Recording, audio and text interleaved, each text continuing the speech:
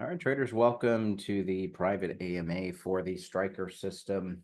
I'm going to go ahead and get started here. As you know, we can't guarantee results. Products and services are for educational purposes.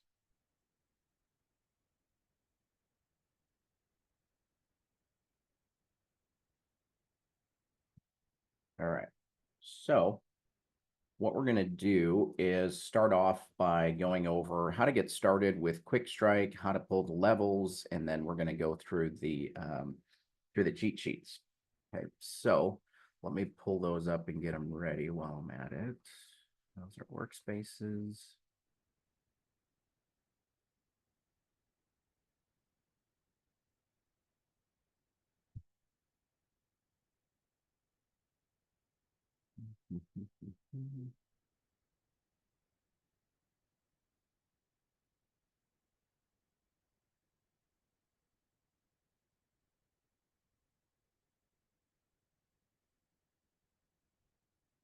There we go. Cool. So we got those pulled up, and then let's go to Quick Strike. So how do you get to Quick Strike? All right, we're going to start from the very beginning and get you up and running. Okay, so what you want to do is just type in Quick Strike. One word, Quick Strike. Apparently there's no C. So, all right, so once you get to Quick Strike, just click this link. And then scroll down till you see register. I'm going to copy this link for you.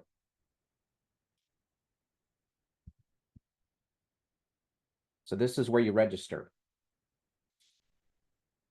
Now, I'm already a member, but if you weren't, you would just go create account right here. And then put your email and all that stuff. Now you guys know my junk email, but that's okay. All right, let me log in real quick. And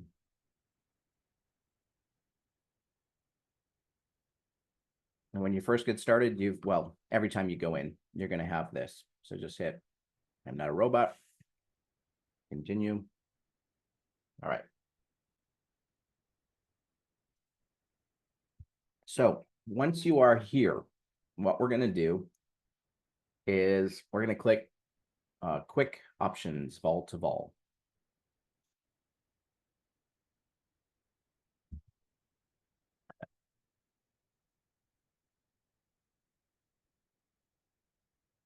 Okay. So Quick Options, Vol to Vol. Once you're there, we're going to go here to this little arrow thing, this little triangle. And we're going to go Energy, Crude Oil, and click on this first one, WTI Crude Oil American.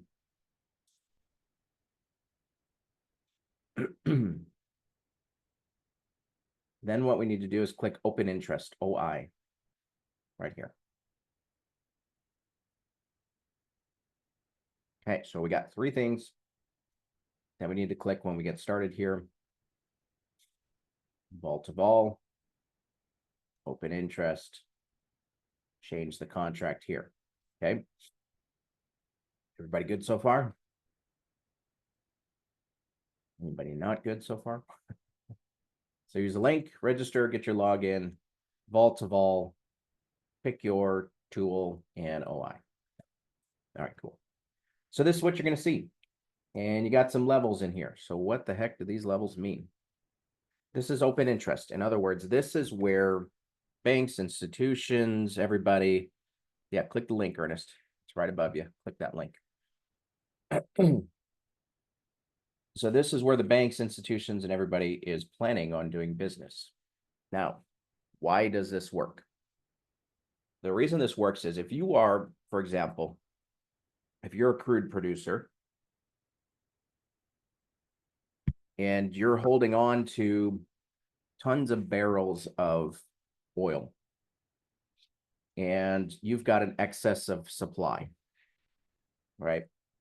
What happens when you have supply? When you have supply, prices go down. But if I'm holding on to supply and prices are going down, I am losing money. and I don't want to lose money. Could be that I'm just losing opportunity. Yes, this is recorded. Could be that you're just losing opportunity to make money, but losing money nonetheless. So if I have all this supply and I don't want to lose money, what could I do? Well, I could come in and sell oil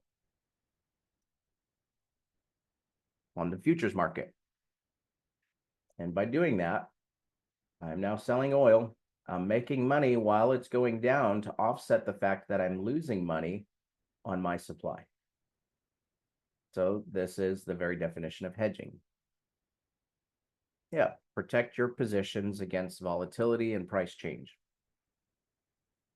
So if I want price to go up, but I need to sell if it starts going down, this is where you start seeing these puts.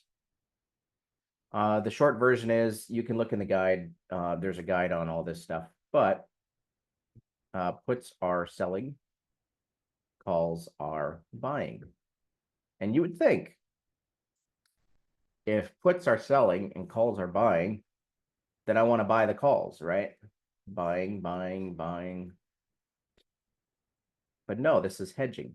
So you actually want to take the opposite side of those positions. So you're going to buy here, going to buy here, going to sell, sell, sell. Make sense? So this is the basic overview of how it works and why it works. There's increased volatility and price movement. Volatility is price movement. There's increased movement for when we come into these levels. And that's why these levels hold up so well. So if we go in here, we've got our guide. And this is something that's in the download. So if you haven't gotten the downloads yet, be sure to do that. But the idea behind this, and I'll just read this because this is the whole summary of the intro of what we're doing. Using CME options levels data provides retail futures traders with valuable insight, market sentiment, support resistance, volatility, allows traders to analyze put-call ratios, open interest, key strike prices, engage market positioning, and potential price movements. Now, these levels help traders make informed decisions, refine their trading strategies based on options activity. Makes it especially useful for short-term traders, which we are, such as trading 0 DTE options. So that's what we focus on, 0 DTE. So let's go back to this page and make sure what our date till expiration is. Everybody see that? DTE says 0.25, so we are on the right contract. Now, let's say we're not on the right contract. How do we get the right one? I'm going to click the expiration and click today's date. So if you're not there, which you may not be, click that. And then you'll be on this one. Okay. This out a little. There we go. So hedging, it defines hedging, defines puts, defines calls, put call ratio, strike price, open interest, 0 DTE, delta, gamma. And we didn't go over theta and all the other stuff, but that's enough. That's what we need to know about this process. So our daily process is we're going to load the 0 DTE vol to vol open interest, which we just showed. And we're going to map out standard deviations. Now, deviations are, one deviation is actually going to be here, 2 deviations, 3 deviations. There is a 99.7% likelihood that the market will not leave this level. So pretty strong. So if the market is moving and moving and moving and moving and gets to this level, this is saying that there is almost 0 likelihood that it's going to get past that. Eventually, it's going to run out of gas. Now, there are some pretty broad levels, but good to know anyway. So these just tell you how far away you are from price and from where the action is. You notice here we've got this this curve right here, right? That curve is the pain point of traders. So this is saying that if you were to get to this level, and we can see how far this has gone up, then this is extremely painful for traders, and they need to bring this market back into balance.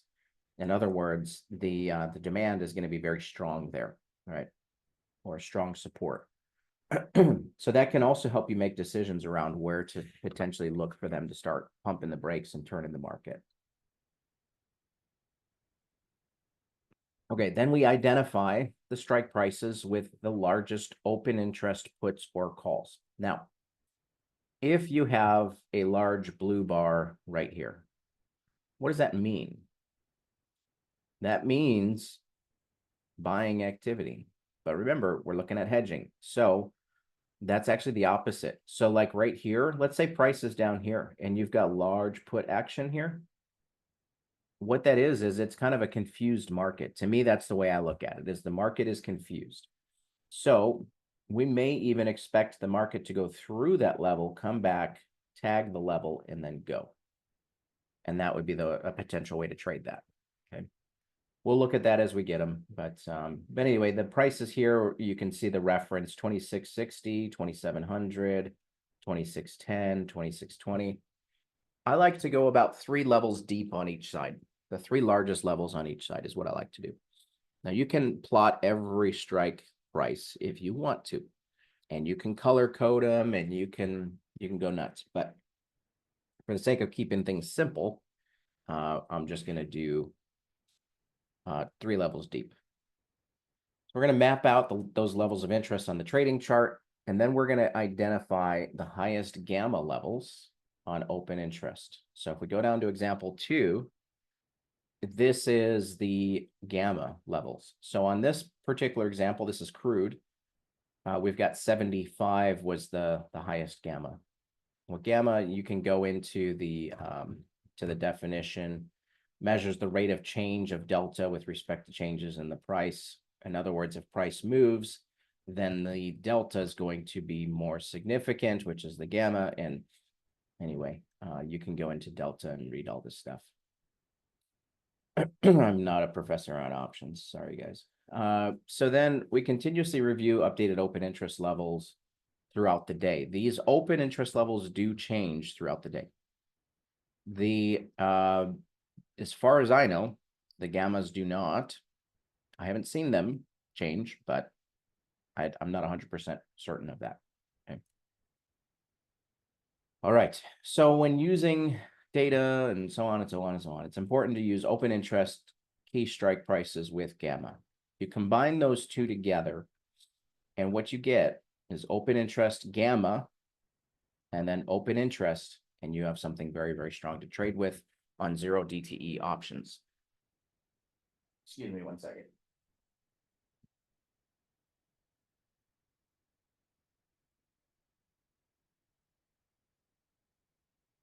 Close my blind so I don't go blind. The sun is blasting right in, gonna make me go blind.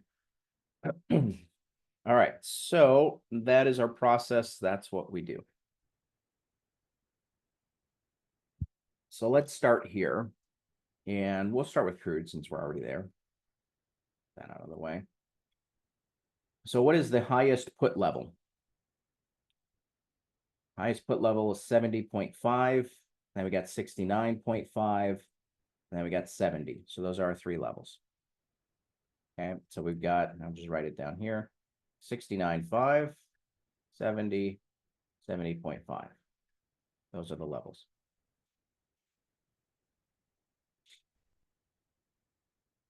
I don't want to clear all the drawings, actually. Let's just do that. There we go. And then I'm going to go into my crude chart. Excuse me. So this would be support. Let's zoom out. Let's actually go to the 3-minute and zoom out this way. There we go. And I can just delete all the drawings, start over, remove. There we go. Start fresh. 69.5 right here. Draw a line there. Try again. My clicker didn't work. There it goes. 70, 70.5. All right, let's go back and see What do we got on the other side? We got 72.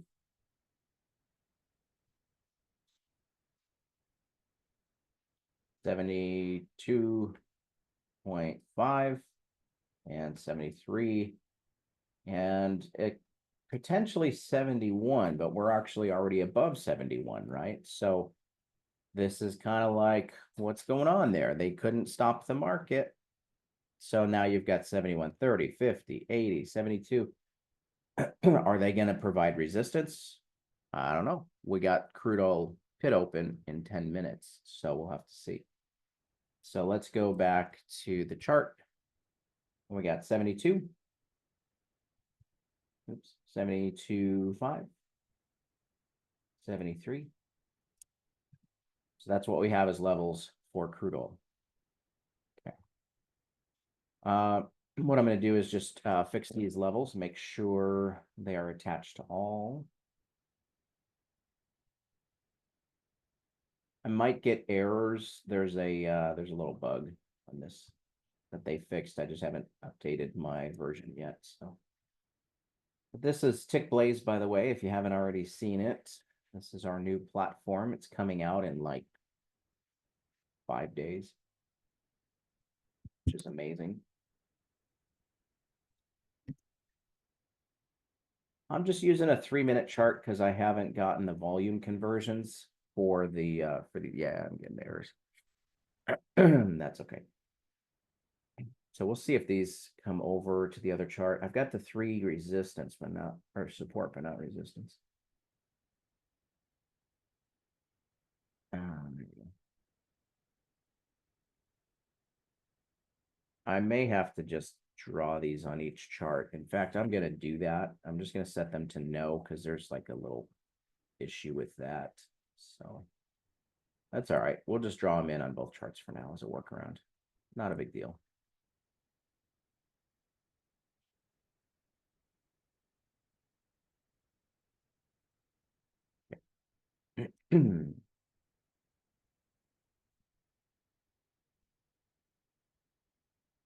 What were the levels again? You guys remember? 70, was it 69.5 and 69? 69.5, 70, 70.5.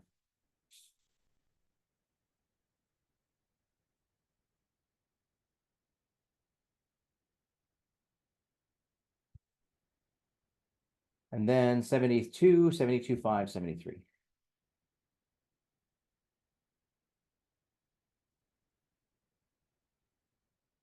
Okay, good enough. So those are the levels. See if it's actually, yeah, I just got these two.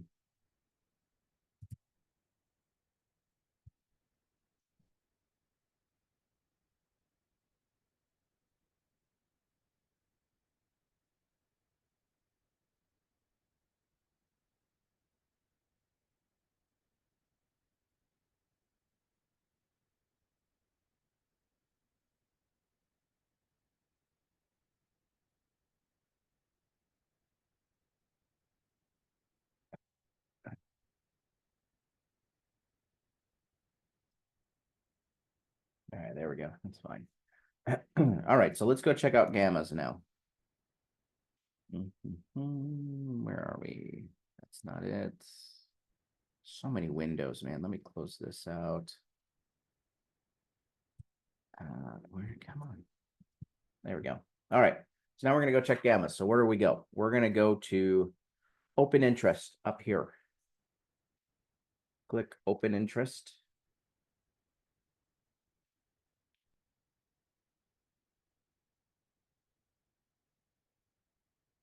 And that's going to take you here.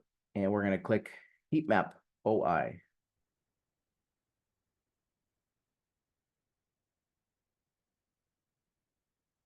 Okay. Then we're going to click on 0.23 DTE.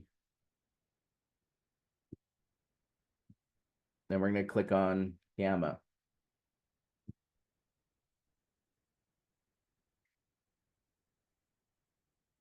Got it. Got it. Got it.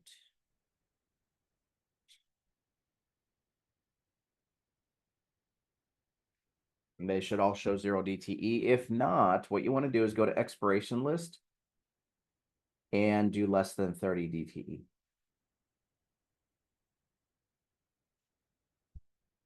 So if you're not seeing that, yeah.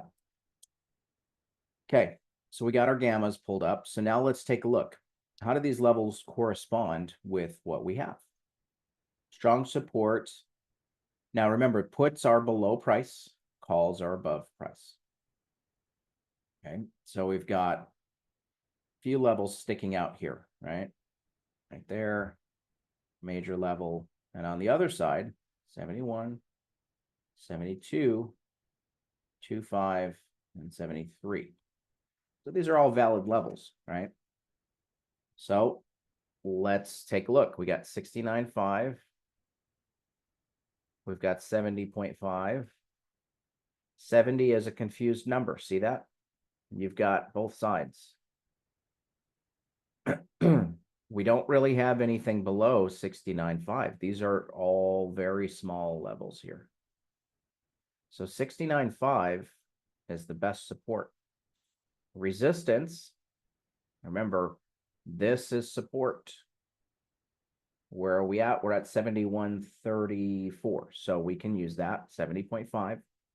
71, again, it's kind of confused. So we go 72, and then 0.5, and then 73. So those are the gamma levels. Okay, so let's see how those correspond. Oops, don't do that. That with what we've got here.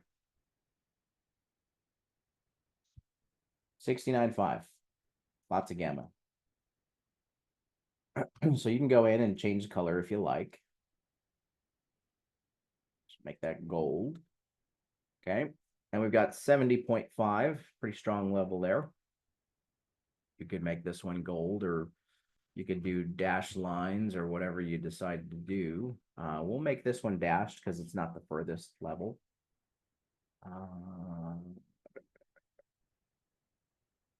Maybe I won't make it dashed. That's okay. That's fine. We'll just leave it like that. And then on the other side, we've got 72, 25, and 73, which are already our levels. Okay. So we can see now, because of the gamma, why there's open interest at those levels. That's why. So we've got some pretty good levels here, and we've got crude is ready to go. Okay.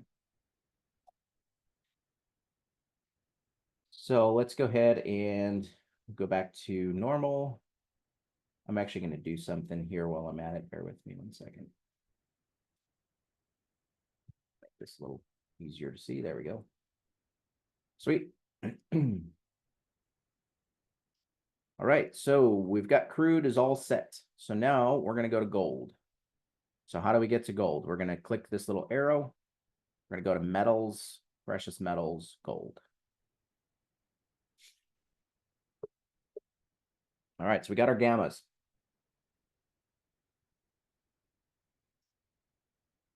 So here's what we're going to do on this one. I'm going to do things a little bit differently on this one. I'm going to capture the page. Actually, somebody showed me a really cool trick that I didn't know about. Click here. No, not this one.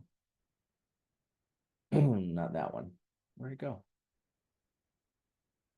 Oh, maybe you can't do it on this one. All right, never mind. I'm just going to take a screenshot.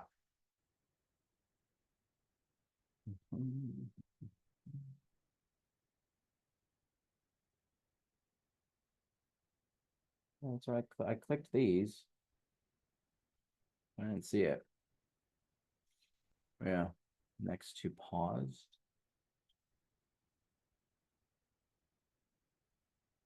That's too early for this crap. Of welcome. Welcome? Yeah, that's what I clicked. What you talking about? In the blue? What? I don't know what you guys are talking about. Above? Above what?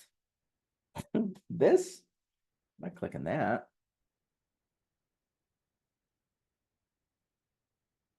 Eh, eh, eh. There's nothing above it. You guys are crazy. It doesn't matter. It's fine. Under the X. We're not clicking this. I'm not trying to click that. Oh my goodness. You guys are killing me. All right. So we're on 1.19, so we're not on the right expiration. So let's go to Thursday. Okay, now we are on the right one. So let's take a new capture. Good deal. Shazam. All right. So we've got our gammas. Now we're going to go to vol to vol. Make sure we're on open interest. This is where you can take a screenshot. You can just go print screen, download PNG. It doesn't work on the heat maps. That's what I was trying to tell you, people. So I'm just going to do it the same way because I don't want to download images and upload and all that nonsense. So I'm just going to take a screenshot. All right. I've got 2 screenshots. Now what? I'm going to go to Chat GPT. And I'm going to log in. And I'm going to log in as Sean because he has the paid plan. I do not. So let me log back in.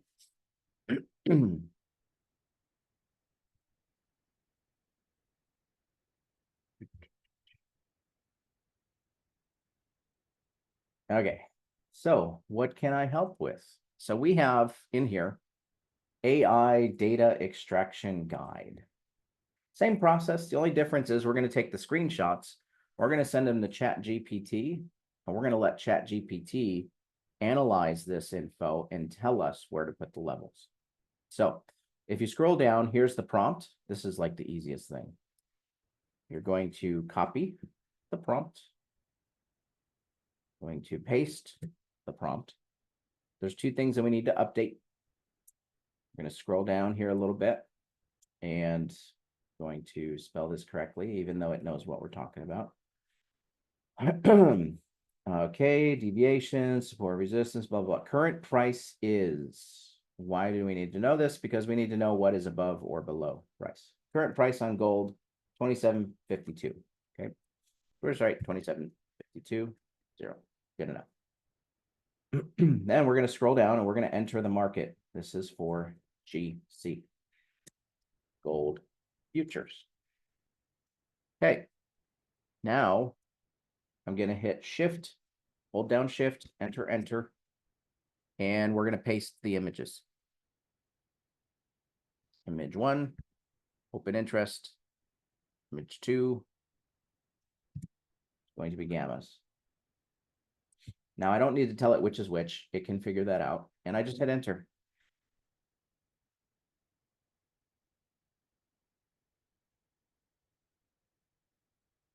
And it's going to do its little Chat GPT thing. It's going to analyze prices. And it's going to tell us what to do. Okay. Combined analysis. We've got support levels. We've got resistance levels. We've got a ranked summary.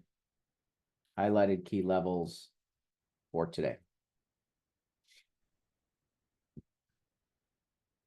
It skipped strikes, even though we told it not to, but it's fine. So I'm going to get the strongest levels and the weakest levels. So let's do this. I'm going to grab a notepad to make my life a little easier. Ranked summary, support, resistance. Copy, paste that here. We're going to move this out the way. And there we go. So we're going to go into gold. And we're going to plot these. Yeah, we need to charge. Yeah, exactly. How do you know it skipped strikes? Because gold moves in 10 points. Where'd my thing go? There we go. So if we look at gold, we could see actually 5-point increments. So we've got 20, 25, 30, 35, 40, 45. It's only giving us the strongest and weakest. So we told it not to skip strikes, but that's all right. We got our strong levels and that's fine. So strongest support, 27.20. So what we're going to do is we're going to go down to 27.20, which is kind of wild that it's that far down there, but that's okay. Drawings. remove all drawings.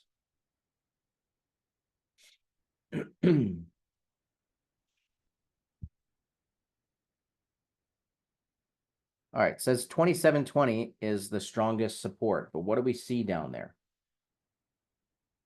It's all calls, no puts. We're looking to hedge. So to me, yeah, it's an interesting level, but I'm more interested in trading on the 25. So I don't know why it didn't find that level. Couldn't tell you. We can go back and look at the gamma, but let's take a look. Gamma 2720, but it's all on the call side. 15 is the gamma on the put side. So if we go back to here, 15 is not on the chart because they're saying that as it is right now, not expecting the market to even get that low. Now, here's another thing to consider is that the pain point starts going up around 50, 55, 60, right? Well, where are we? 50, 55, 60. So as soon as we get up to that point, I would expect to see some pretty heavy resistance because the pain point's going up. And if we zoom in and eliminate the anomaly, which is this 2720, we can come over, we can see that 70 is strong resistance. So let's see what ChatGPT told us. Strongest resistance, 2770. So if you don't want to think about it, you can rely on ChatGPT. It's not always going to be 100%. Personally, I would go to 25 as the strong support, but also 2715 is also very strong support. So, anyway, it works though, and it follows those levels. So, what do I know?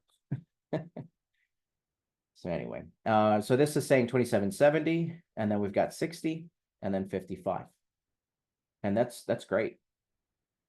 55 is a little bit weaker based on the combination of that plus gammas. So it's saying that 60 is a better level to trade short. Okay.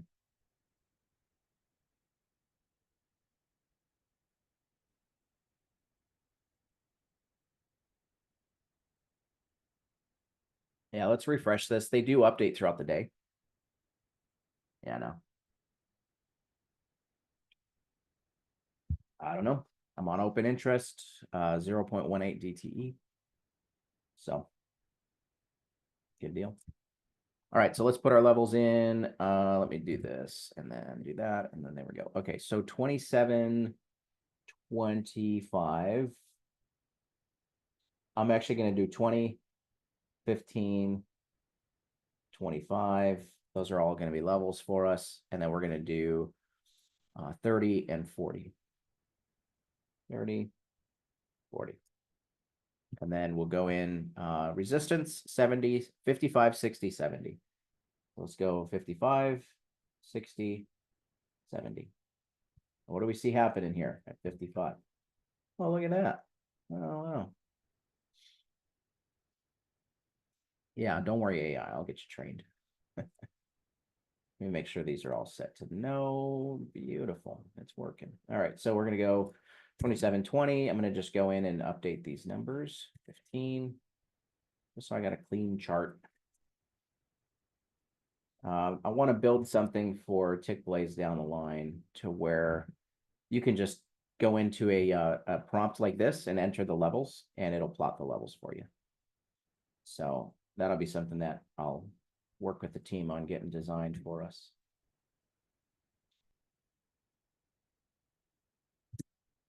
Okay, there we go. Boom. Street, good to go. So let's go back to our range chart and let's see what happened when we came to that level. Now, remember, I don't have them on both charts, so I'm just going to do this. Draw a line. Look at that. I'll pipe down over there. Error, leave me alone. All right, so what happened when it came into this levels? 55 was the level, and we had a nice little drop back to the EMAs, and now it's coming up. Now, the best way to trade reversals. The best way to trade reversals is to trade the sweep of the level. Trade the sweep. Yeah, you don't like the AI way, huh? I'm going slow too because this is our first time doing it together. So for some of us anyway. So when they sweep the level, that's a better opportunity to trade short because what that's doing is they're grabbing up additional liquidity to move the market. You see how this market's kind of pumping, stopping, it's swept here, came down. This was a liquidity sweep to begin with, but it never really touched the level. It came one tick away. So to me, that's a touch. And now it's going to come up again. Now, if it sweeps again and gives a signal, you could trade that short again. Why could you trade it short? Because the EMAs are kind of going sideways. You see how they're starting to slope back down. They're kind of turning. They're starting to slow down. You had this nice incline here, and then it's slowing. We're going to look at entry patterns here in a bit, but for now. Yeah, David, that's absolutely right. Yeah, it takes me about probably 5 minutes to do it every day.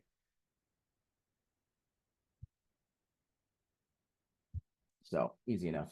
Cool. So we'll just leave it on this and then we'll not worry about plotting the other.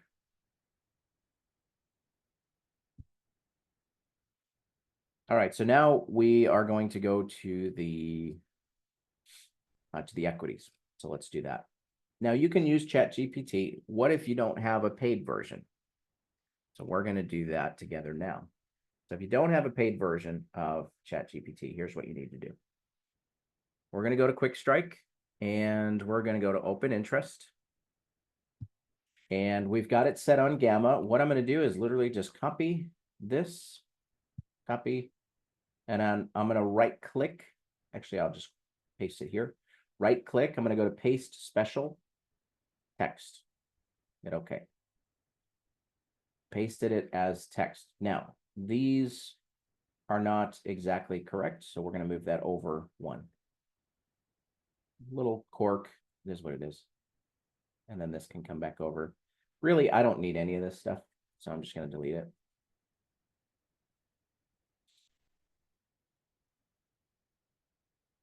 Okay. Calls, puts, this is gammas. So let's get rid of all this. I only need the current day. I don't need any of the past days. So I'm going to delete all this other data. So literally all I need is the strike, the price, and this date. That's it. So you can see I've got my fours right here and here. Okay. Let's go to equities though, because I don't want to do gold again. So let's go to equity. Let's go to Russell. We're going to copy this again. Hit copy. And we're going to just delete everything. Start over. And we'll paste it here. Again, paste special as text. And you can use Google Docs. You don't have to use Excel. But it's going to paste it weird. This is not calls and puts. Okay, so just move it over one. And that's our strike price right there. The rest of this I can get rid of. I don't need any of this other stuff. Okay. Then what I'm going to do is I'm going to label this as gamma.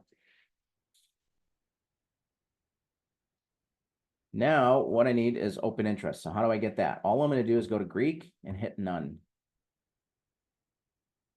Now I've got the open interest. So this is literally this, but just mapped out on a grid. So we'll just copy this, copy. Again, we're going to go here and paste special text. And the only thing I need are my levels. So I'm just going to get, you see how we got strike prices here? I don't need those again. So I'll just delete them. I don't need them. I'm going to copy the calls and puts here and here. And I'm going to paste it right here. You do want to make sure that they match up horizontally, okay? That you've got everything lined up to the right price. So just double check if you do it this way. And then calls and puts right here and here, all this other stuff is gone. I don't need it. So I can delete it. Okay, so now I'm just going to copy this and we're going to call this open interest. And we are on what market? RTY. So here we go. So I'm going to copy this. I'm going to go back to ChatGPT. I'm going to paste it. That's it. Now I'm going to copy my prompt again. And shift, enter, enter, paste. There it is. So now I just need to update the price because we're on RTY. And current price is $22.36. And then I'm going to go RTY. Oops. RTY. And this is going to be Russell.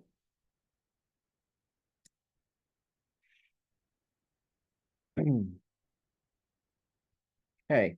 The other thing that I can do here is we're going to, instead of saying image, we're just going to say upload data from the CME website. I'm going to get rid of images. Not that it's really going to make a difference, but I don't know.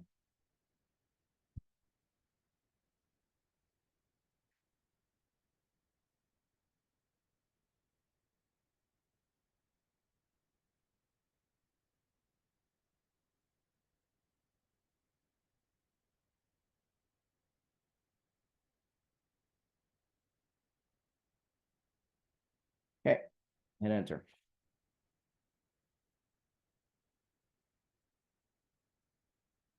So if you want to use ChatGPT, but you don't want to pay for it, this is the way to do it.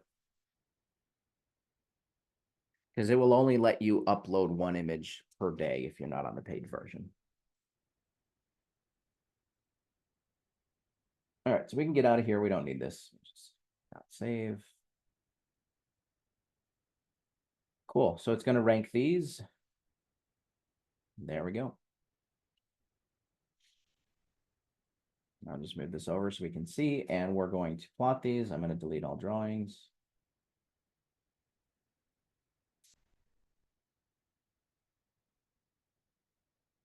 I think it's what, 20 bucks a month or something. It's not a lot.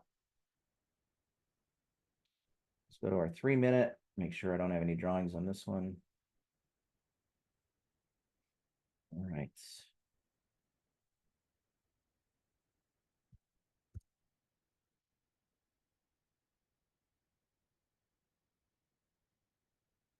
So let's go in and do some stuff. So we got 2,200 strong support, 2210, 2220, and 25. Right there. Then we've got 50 above, 50, 60, 70, and then 2,300, but it's way out there. So we're just not even going to plot it. Okay. So we'll do that. So those are our levels here. Move this out of the way.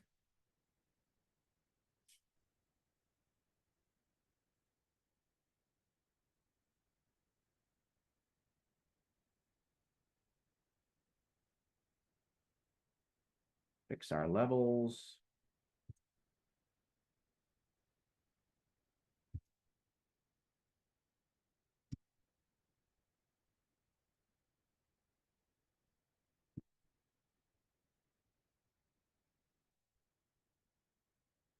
Okay, cool.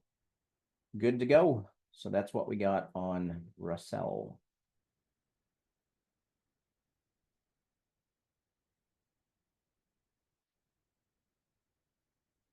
Kind of keep an eye on what gold's doing over there. So Russell's not really got any major levels in the near term. Let's go in and look at the chart. I just like to see it. So where are we at? We're at 35. We've got a level at 40. Is it very strong? No, we've got 50 as our next level. So there's a chance that we get something at 40. So we'll plot the level. And then what I like to do is as we come into these levels, I like to just go in and check them out. I'll update this. We'll see where we're at. And then if this starts to kind of bump up, then we'll look at it. But notice what the pain point is doing. You see that? The equilibrium is above where we're at. So this tells us that we are more likely to be in a buyer's environment, more likely to have support, more likely to have demand. So this low pain point acts like a magnet. Think of it that way. Notice what else we've got going on. Am I on the right strike? Yeah. We've got puts below price here, but we've also got calls. So again, it's kind of a confused market. What you want to see is that all calls. So you're looking at the ratio, right?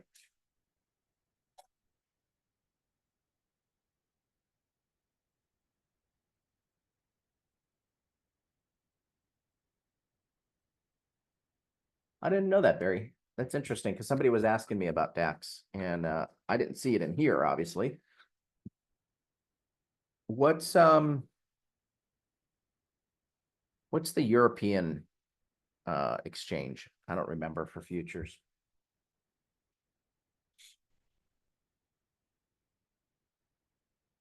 Anyway, cool. So we're good on RTY. Let's go to NQ. No, I know it's FDAX, but let's Euro.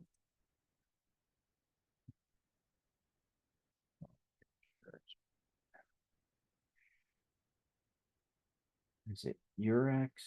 No, it's just doing euro dollar.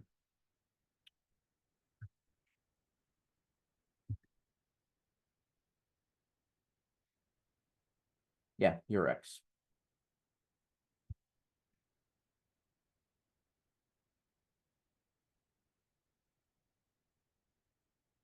I don't know. You can go in here and see, what you've got. You got the FTSE and a bunch of other stuff going on in there. Yeah, pretty cool. Yeah, this line kind of indicates pain points. As it goes up, you're going to see more selling. As it goes this way, you're going to see more buying. Think of it like a pendulum swing. Okay, they want to reduce the momentum of that swing.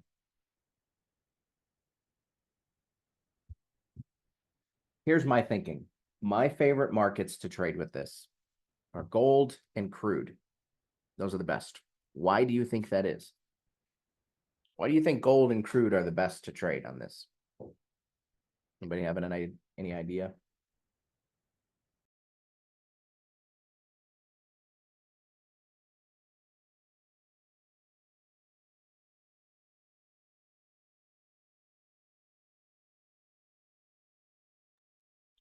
Thank you, Richard. For hedging commodities. Think about it. Can you take delivery on NASDAQ? Can you take delivery on the S&P? Oh, you can take delivery on oil. You want to get delivered barrels of oil. You can get delivery on gold bars, right? So you can't take delivery on equities. So it's more speculative than hedging. We want to trade mostly with the hedging. So those are my favorite. From the equities, Russell is by far my favorite. And I'll give you an example why. Look at NASDAQ. You see all these price levels? They're everywhere. Look at the difference in price. 350 to 360. Okay, it's 10 points. If we have any math geniuses in here, how many ticks are 10 points on the NASDAQ?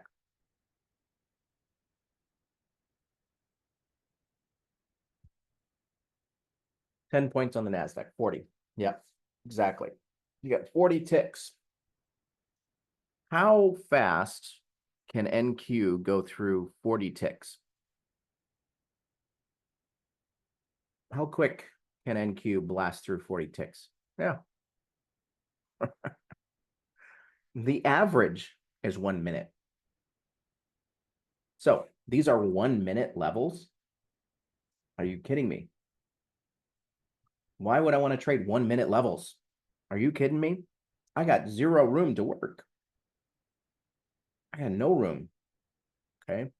There's also tons of levels. Now, here's the way I trade NQ. That level, that level, that level. That's about it. If you're not a top 3 level, I'm not even looking at it, which is why you guys will be like, oh, I'm trading NQ. I got this one, I got that one. And it's great. I think you have to do what works for you. For me, I'm like, I'm not even interested in any of this other little stuff. I want these big levels because that's what's going to be respected here. So NQ is more challenging. Let's go into the gamma and look at that. What do you see here on gammas?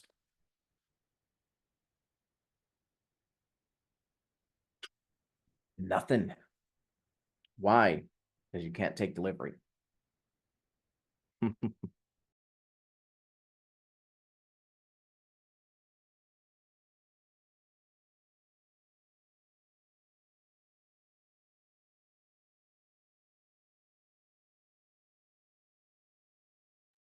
What do you see here on ES? Yeah, it's Greek to me too. More gamma.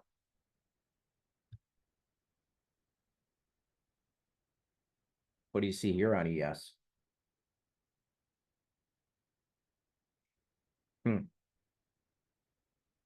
Whole lot of levels. And they're all meaningful. What's the difference here? 5 points?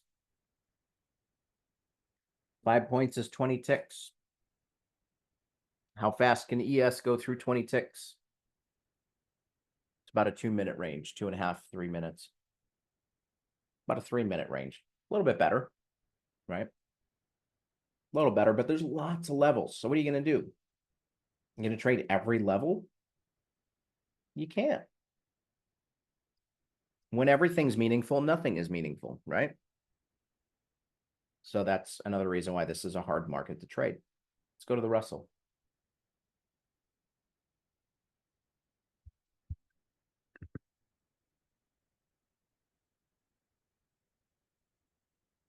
Oh, look at that. A lot less levels to trade, a lot less to think about.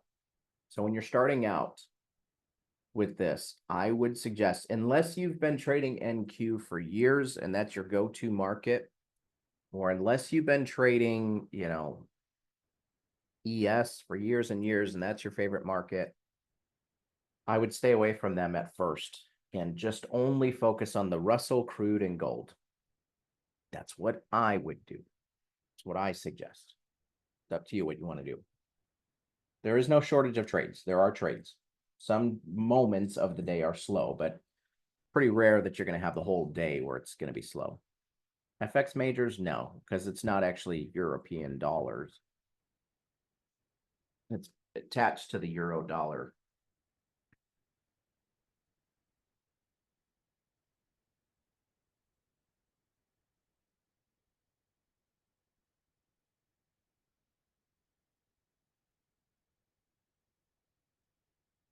Sorry about that.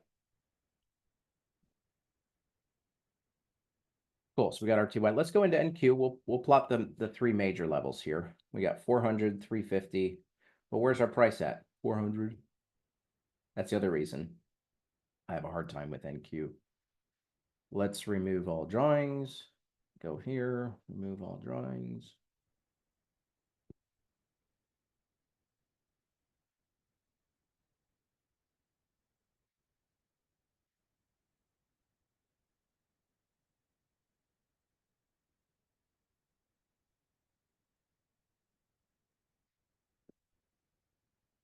$350 and then 100. Okay.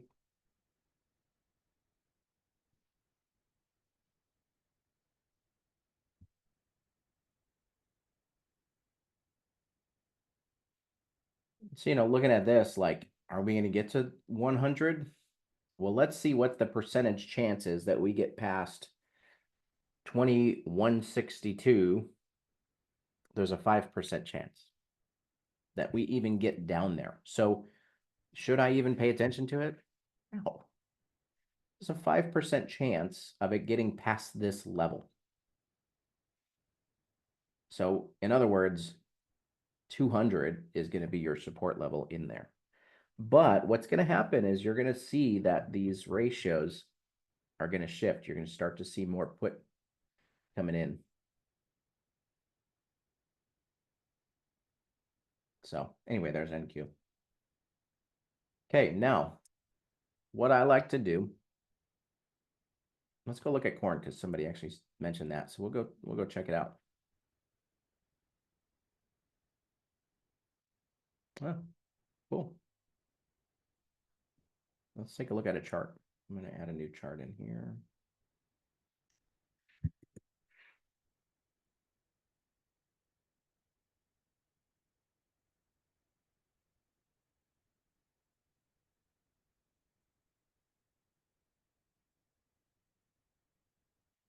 Good old corn. 20, 25, 30. See, this is like, they're all kind of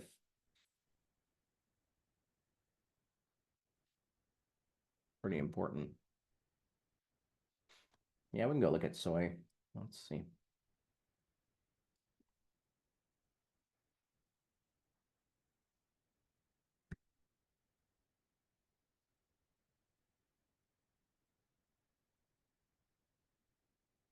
Not a lot of price movement on these markets,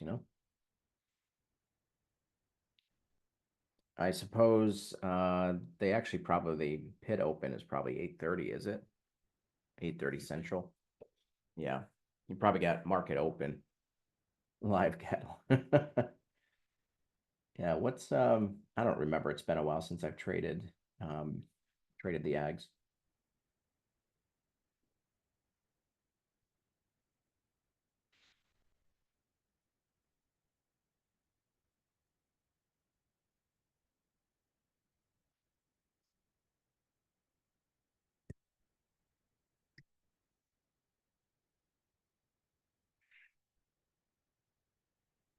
Yeah, 8:30 Central. So it's opening right now.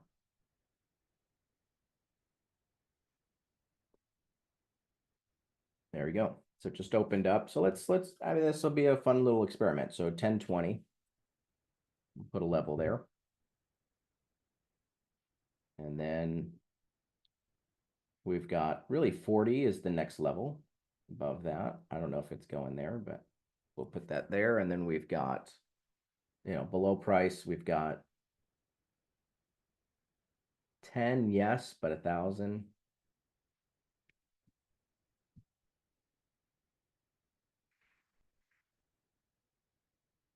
So there you go. So those are the levels on soy.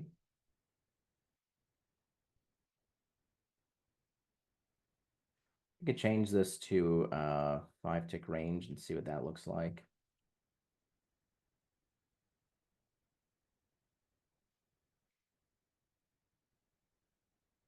Yeah, interesting. We'll just kind of leave that up on the side and we'll watch it throughout the day randomly, Obviously, we're not trading trading equities off the equity open. So if you do, you're gonna deal with that kind of stuff. So I wouldn't mess with it. All right, so let's go back here. What I'm gonna do is set this to crude oil. Take a look at that again. Looks good. What you can do, if you click this arrow and then go to metals and then right click, open a new tab. Go to equities, right click, open, right click, open. Now I've got all four open all the time. I like to keep it like this. There's NQ, RTY. Let's go crude. Oops. And then gold. So then I just keep this on another screen and then I can refresh those throughout the day. So what I would do if I were you is refresh each one of them Make sure you've got all the most up-to-date data. I like to refresh it every half an hour or so, or as price moves. So currently on RTY, we have a level that popped up at 2230. This is why you want to refresh. See how those puts are coming up, and then 25. And we've already got that level. So important to see that stuff. Let's check in on GC. Okay, there's 55. And actually, let me check something here.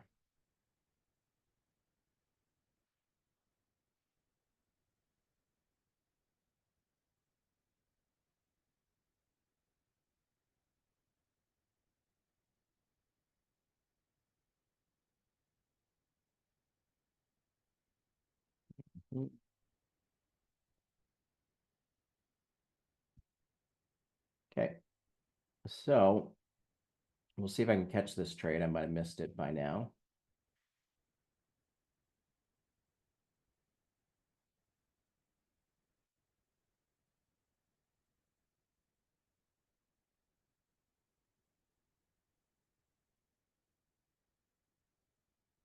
Yeah, so that would be the trade going short for me.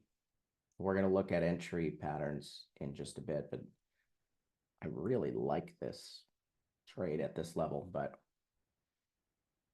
did anybody get this one? I know some of you already know what we're doing and might have already traded this one.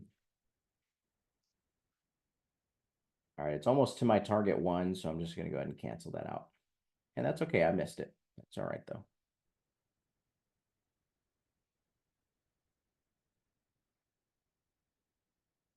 Let's see, 20 ticks. There we go.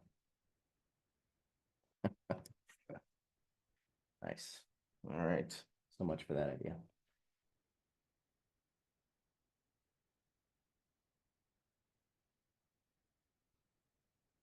Well, and that's all right. We'll look at catching the next one. So let's evaluate this. Let's break it down. So we talked about how the market was trending sideways. Break, down, tap the high, down, tap the highs, down, sweep the highs, sweep the highs. This is a market that is not very high in momentum to the long side. So this would be an environment where I'd be willing to go against the direction of the market.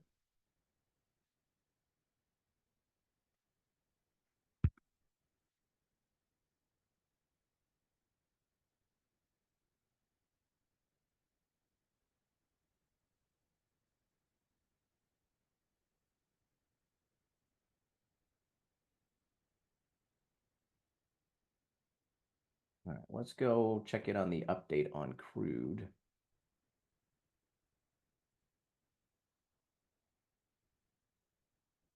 So 70.50 is mostly support by the way that we look at it. So if we can get above that level, then we could look at potentially trading along off of the 50 level.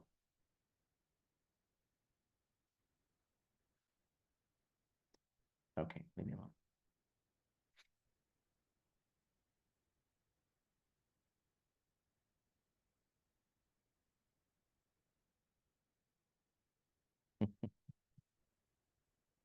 Love it. Beautiful.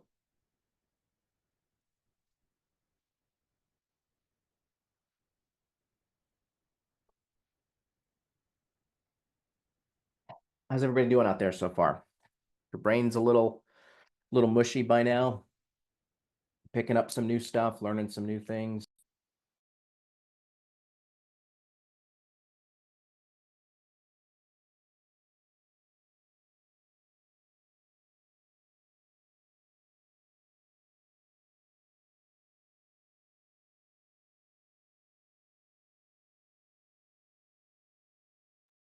Yep, clear as mud, murky at best. Good deal. Yeah, take your time, go through this process on your own a bunch. Practice, practice. That's how we get good at anything, right?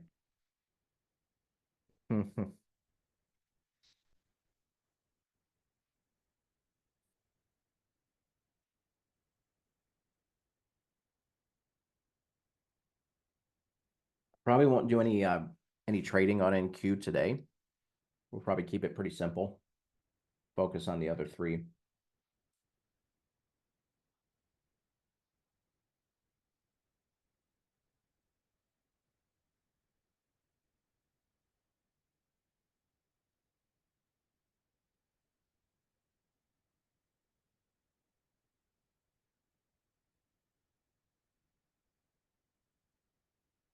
All right, so looking at this market, just looking at this chart here on crude, how many of you would be interested in selling at that 71.50?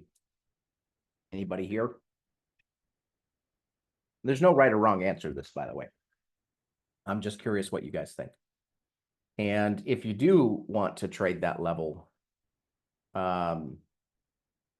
what's got you interested in it, perhaps? Again, it's not wrong to want to trade that level. I'm just curious.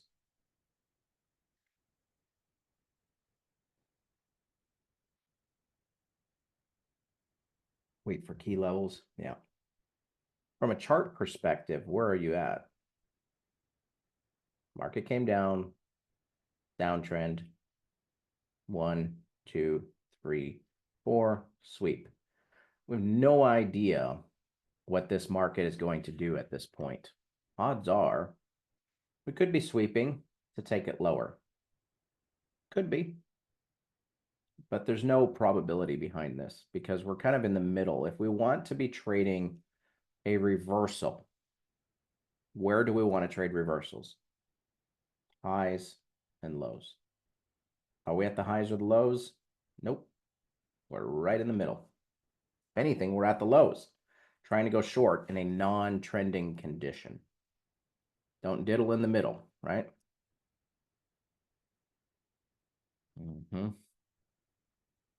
So that's why, for me, I wouldn't be too interested in this. You see how this is a confused market? The EMAs are sideways. So given that as our context, we should be looking to long here, short here and above. So just to put it into context for you there, which leads us to entry patterns. You guys want to keep going, or do you want to take a little break before we go over entry patterns?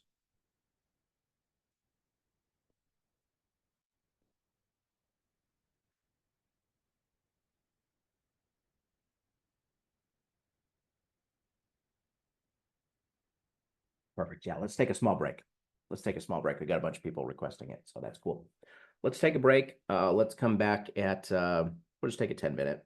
Come back at 9:50. I'll still be here for most of it, I'm sure, but.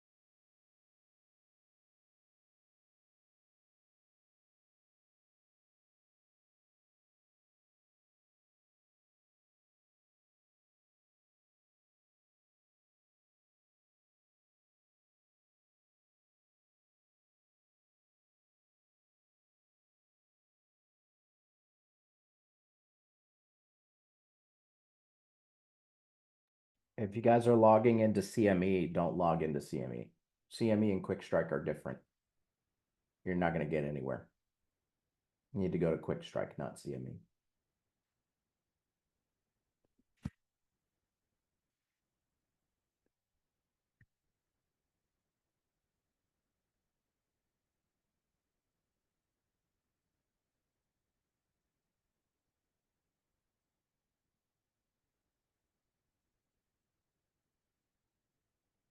So that's your link. Yeah, that's the one. Yeah, I mean, it should take you to Quick Strike once you log in.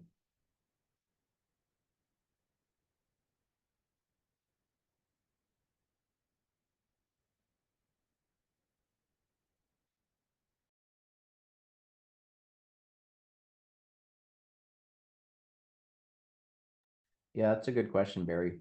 Barry's asking if you do the levels really early with ChatGPT, will they change or could that impact things? Yes, they absolutely will. Um, if you do it in the morning, the gammas don't change. I would say just keep an eye on the open interest levels throughout the day. That's what I would do. I wouldn't necessarily do ChatGPT again, but keep those levels, maybe look at adding levels to it, I guess. So.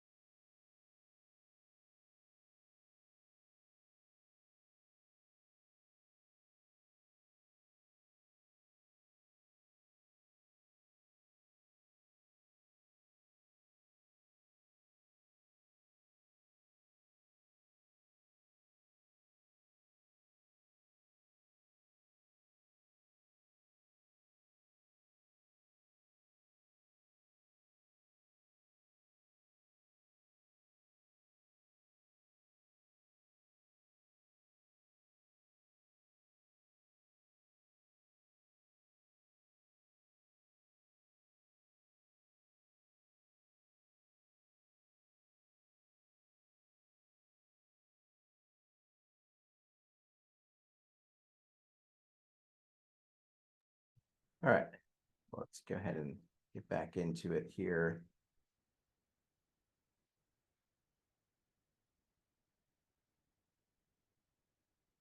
So we're going to look at entry patterns. Oops, that's not what I want.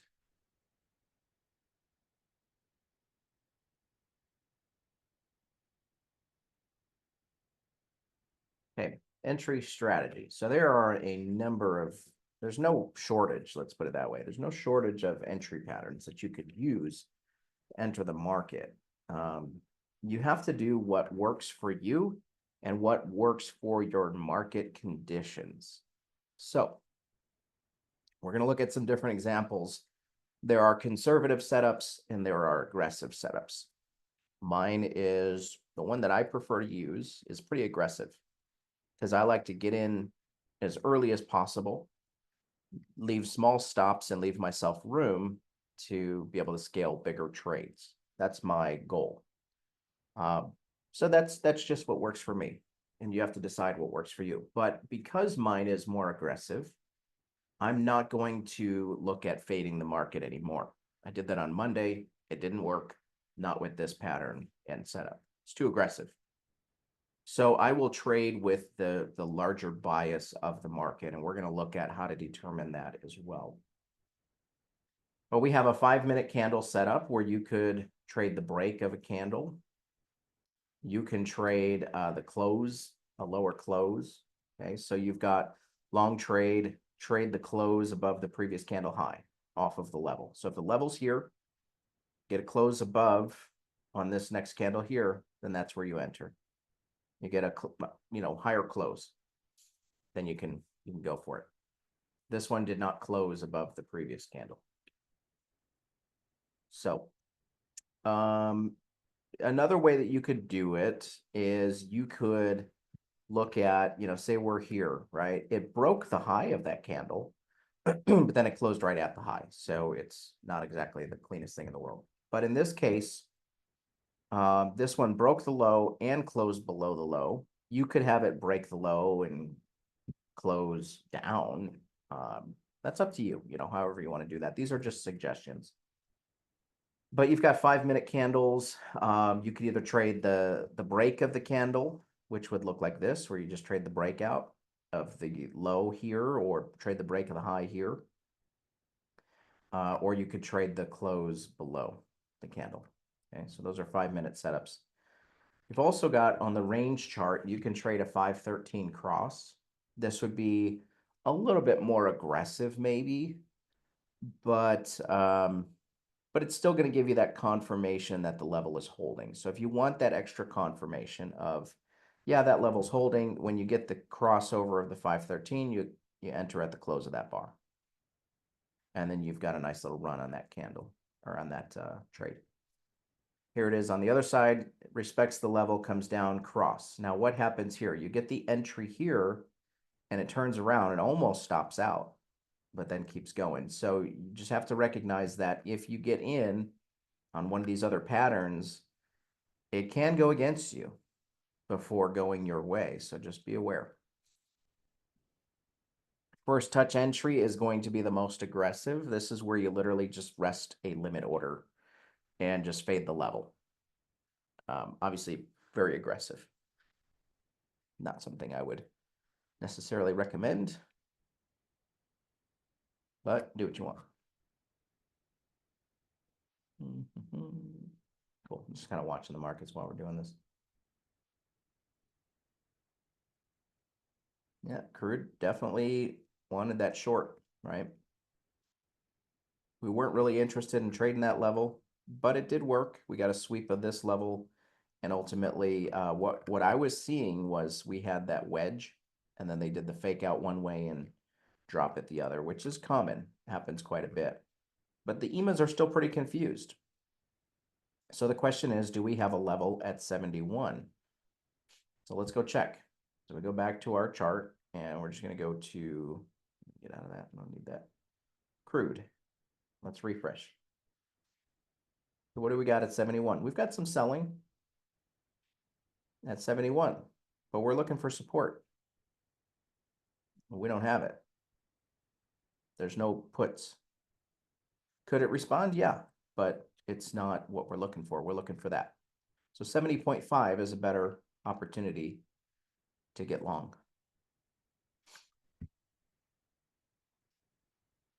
All right, so first touch, most aggressive. So the summary would look something like this. When do you use each?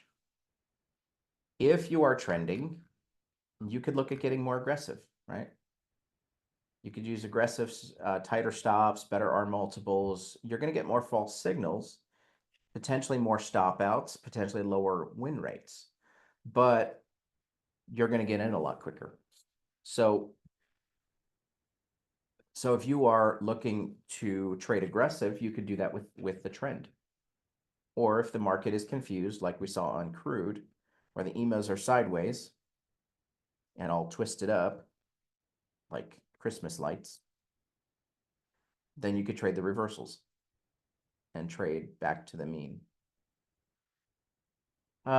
Conservative, you're going to have looser stops, lower R multiple opportunities because you have to give a bigger stop level.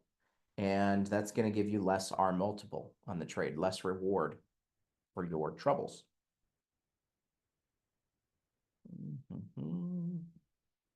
Interesting.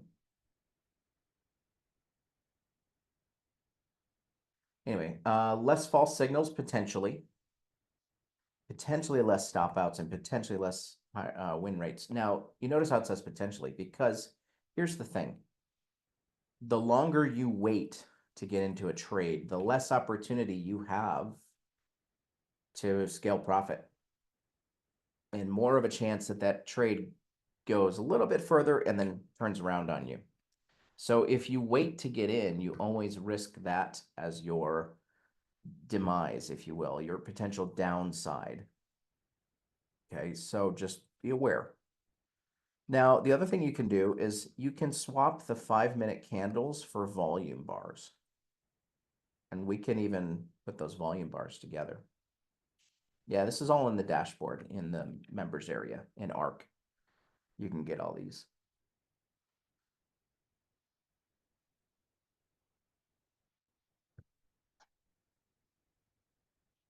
Cool. So let's go in here. I want to look at this example at 2755. We'll just make this straight. And there we go. I don't know, straight enough anyway. We do have trading view layouts, but it's just range bars, but I can give it to you. Hang on one second.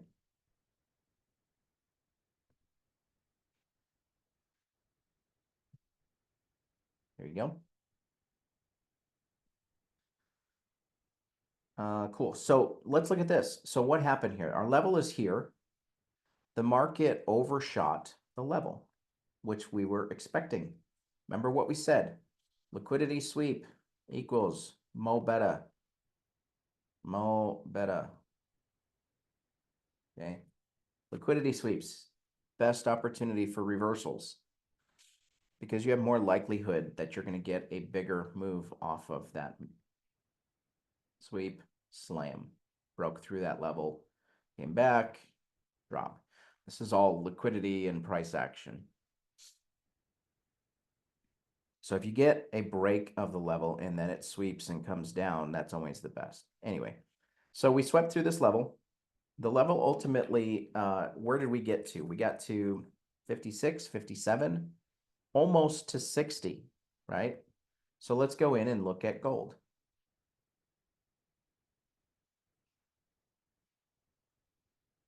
Does it make sense that they overshot this level and had to come in somewhere between these two levels? I think it makes sense. Why? Because the biggest level's here. This was close to price.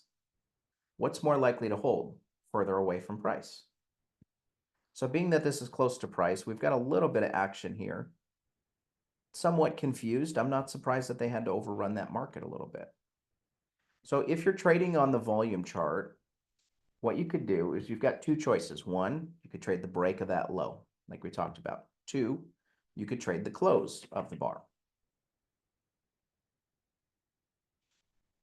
Or You could trade the break of that bar, but that's even more conservative. Here's what I would suggest is using a blend of close versus breaks. So here's when you might want to use each one.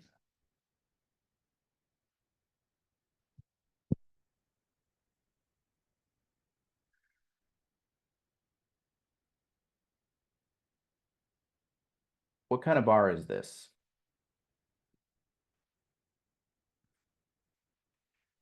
Somebody identify that bar.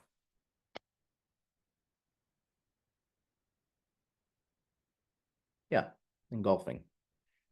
Engulfing, outside bar, drop bar. Yeah, all of the above, right? Big, big candle. Took out this low. This was a directional bar that got completely swept out on the highs. What do we like to see on a reversal? Liquidity sweep. What else do we like to see? Breaking the lows. So in this example, I would not trade the break of this candle because that's aggressive. I would trade the close right here. But because it's a bigger bar, I'm going to try to get a better entry on that. So I might put my entry like 2/3 the way of that bar. If you're really conservative, you could put your entry back at this wick and front run it a little bit, but it would have missed you. You would have never made it. So, you know, there's give and take to any of these, right? You have to decide what works for you. So for me, I'm looking at, okay, where's my, gap in the market currently? And it's currently this is my gap. Those of you that understand fair value gaps. So the idea is that it would look to fill in most of that. And so you could put it somewhere in the middle of that gap is the best way I would look at it. So whatever the difference is between the low and the high, or I'm sorry, the low and the close of this bar, you shoot like right in the middle, about halfway. And trade that as a limit order going short and slam. Looks good. Now you could just enter in at close. That's fine too. Just have a bigger stop. Okay. So this is an example where we would use bar close, would be engulfing. Engulfing candle would be a bar close. What about if you have an inside bar? Let's say we go up and let's say this is an inside bar, but it's a short bar. Now let me actually just pull up examples. That'll make it easier. And then we'll just do notes. Okay, so we know on engulfing, bar close, right? Let's look at some other examples.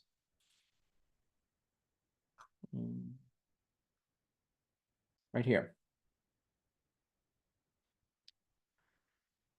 Directional bar to directional bar, right? We have a down bar, kind of a doji, but that's fine. But we closed above the high. That would be a bar close entry. We don't have to wait for anything else. We don't have to wait for the break. So we close above high, bar close. Let's get in. Okay, what about this one right here going short? What should we do in this case? We swept the highs. We never broke the low. So obviously we're not going to trade this as a bar close because we didn't close lower. In this case, I would trade the break of this candle. Why this one? Because that's the low that we need to break for it to be meaningful. So what do we really have here? We have an inside close. Inside close, bar break.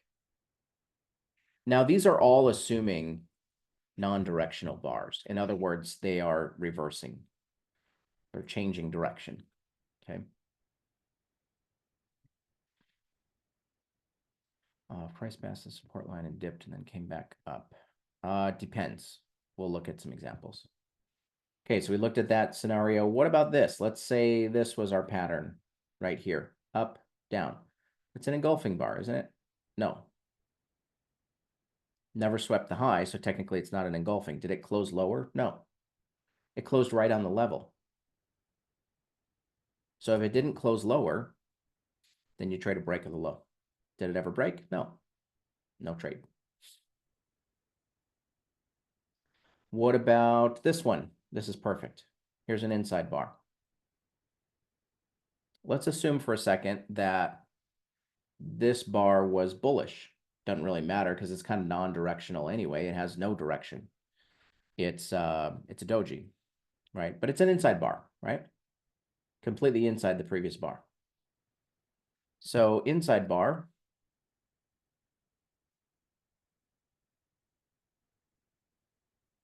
bar break. Trade the break. If you want to. If you want to be more conservative, you can do it as a bar close. What about this one?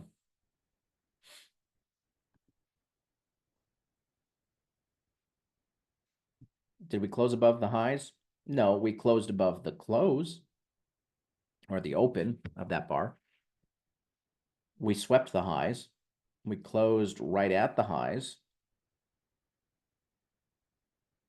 You know, this one I would trade the break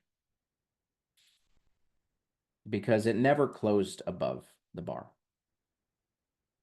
So my thinking is if you close above the high, get in. If you don't close above the high, trade the bar break. We're just looking at different examples of it. There's another here. Here, this is perfect. This is the other one I wanted to show right here. What do we call that pattern? Ready, set. Ready, set, ready, set. Swept the high, closed inside the body of the previous bar. That is a ready, set. How do we trade that? Bar break. Why? Because it did not close below the low.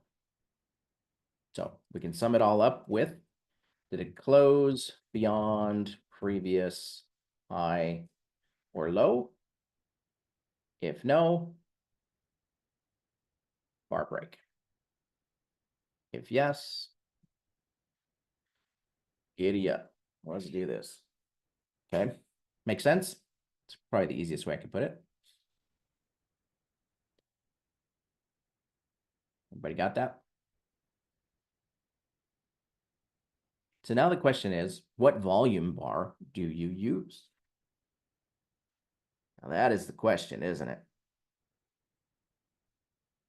Do you use a 1 minute volume conversion? Do you use a 3 minute? Do you use a 5 minute? I don't know. That's up to you.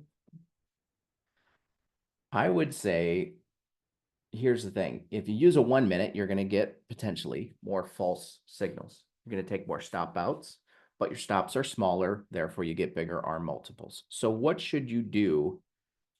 The theory of this is this. If you're designing your trade plan around what you're going to use, yeah, we're gonna send out recordings. It'll be in the members area, actually. I don't know if they'll send out the recording, but it'll be in the dashboard.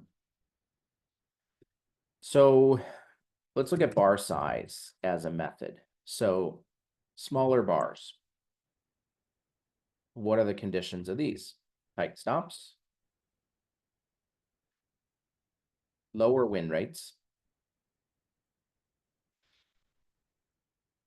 bigger reward opportunity. Okay, larger bars. You're going to have big stops, potentially better win rates, less reward opportunity. The idea is that you could potentially take less heat on these trades. And so here's the thing. This is going to be less heat. This is going to be bigger R multiples. Now, this is more advanced stuff, and I'm going to help you out here to help you design your trade plan so that you can do this. How many of you here want to make money? Yes or no? Yeah, of course, everybody wants to make money. So let me help you on this, okay? Here's the best way to get expectancy. Do you all know what expectancy is? How much are you going to make per trade? Pretty damn important. How much are you going to make per trade? Okay. If you have a higher win rate, you can trade smaller R multiples, because that is going to give you the expectancy that you need. If you use this one, larger bars with potentially less heat, you're going to have a higher win rate. Therefore, you're going to use smaller R multiples, because if you use large R multiples in this scenario, what's going to happen? Sad face, no money. Yeah, you're not going to make any money because you're not taking profit. Not taking profit. Here's the other thing that I would suggest on this one. So what is the best approach here? Use small R multiple. Here's the next one. Are you ready for this? Trail the stops. Why? Because this should be little heat. You don't like the heat, you stay out of the kitchen. Don't like the heat, stay out of the kitchen. So if you want less heat, trail your stops.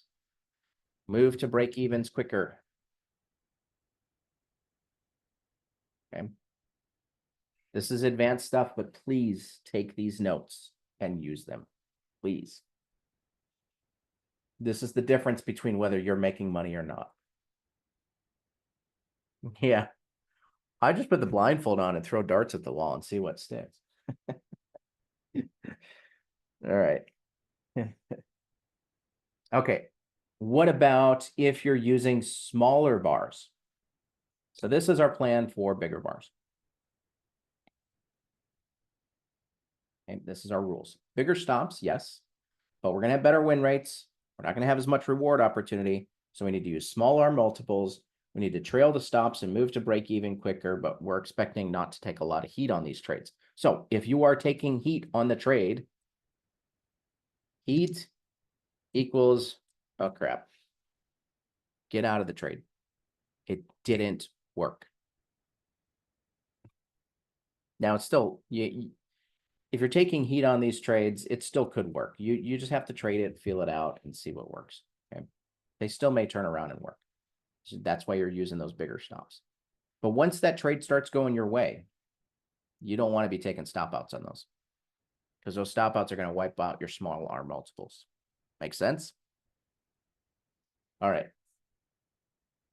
Yeah, I mean, here's the thing is, personally, I've never seen anybody go over what I'm going over before. Never. Nobody goes over this stuff. They just give you a trade plan and say, here, trade this. And you go, well, I don't know. And then you take too many stop outs and you wonder why you're not making any money. It's not the strategy, it's how you're managing the risk. So this is advanced risk management. It's going to help you make money.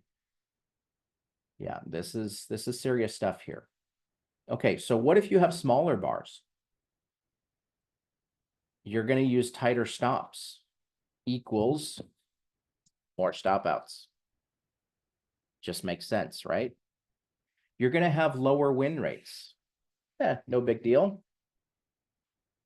But here's the biggest thing. Where's our opportunity to make money? It's on the R multiples.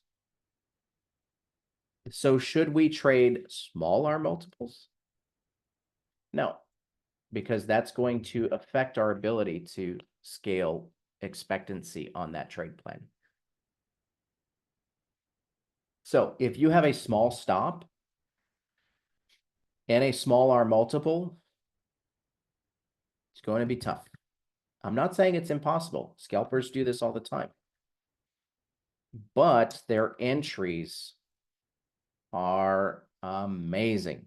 They use very, very strong entries to offset the risk, right? Scalping is tough. That's why you don't hear a lot of scalpers making money, because they don't understand these concepts, or maybe they haven't been taught them yet, I guess is a better way to put it. Okay. So you want to use stronger entries anyway.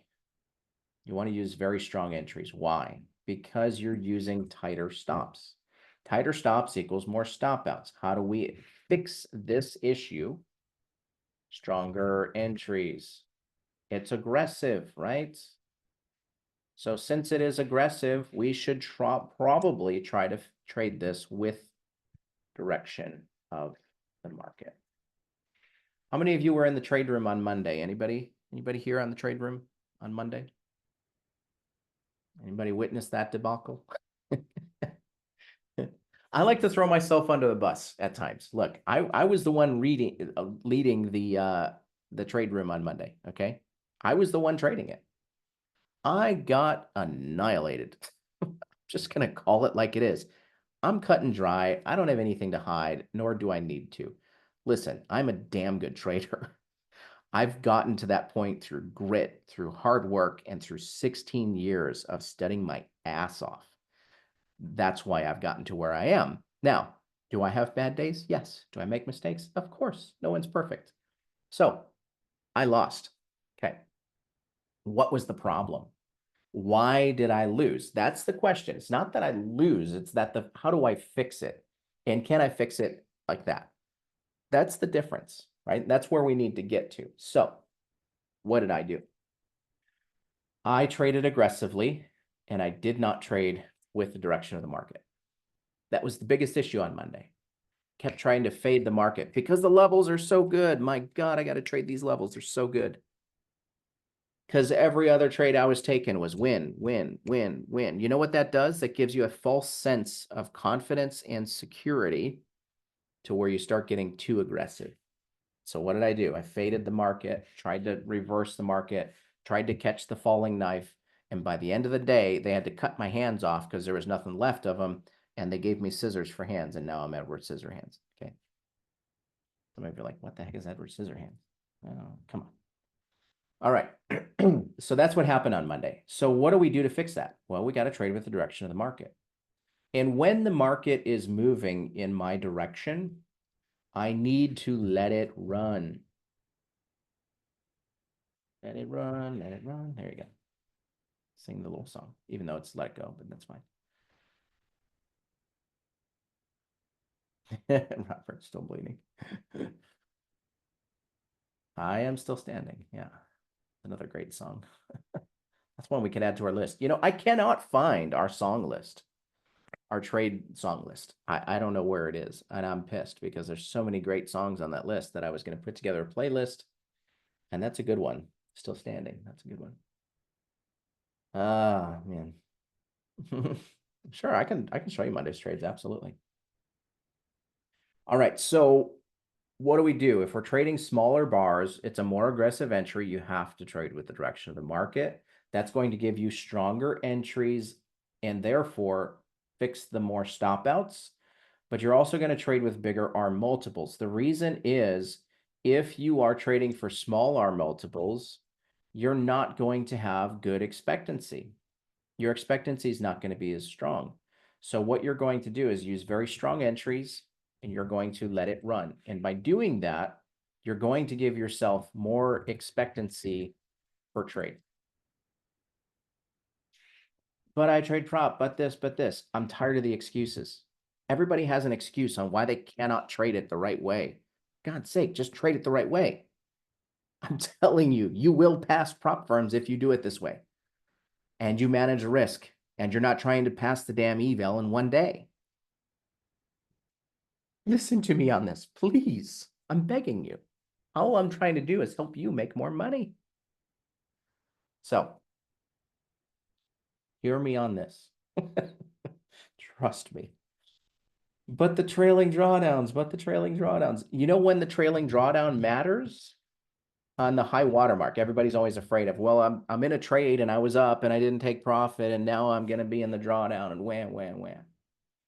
You know, the only time when that matters is when you are at your high watermark. If you are in a drawdown of any sort, that no longer matters. Because if you're down $500 and that's your current drawdown, and you're up 250 in the trade, but then you take a break even because you're a good trader and you do what's right. And what did that do to your drawdown? Did your drawdown go down another 250 because you didn't take profit? No. Nothing changed. So stop pretending that every trade that you don't take profit is going to kill you. It won't. Trade the damn plan. Just trade it. Trade it the right way. All right, enough of that. I got it out. Thank you for indulging me. So here's your opportunity. Here's your opportunity. If you want to make money, which you all said you do, then you're going to do this. If you don't want to make money, don't do this. It's that simple. This was like an extra gold nugget that I didn't plan any of this. I just figured it would be good for us to spend some time on this so we can decipher, when do we trade the larger stops? When do we trade the smaller stops? Why do we do that? You have to do what works for you. If you don't like to take heat on the trade, do the larger bars.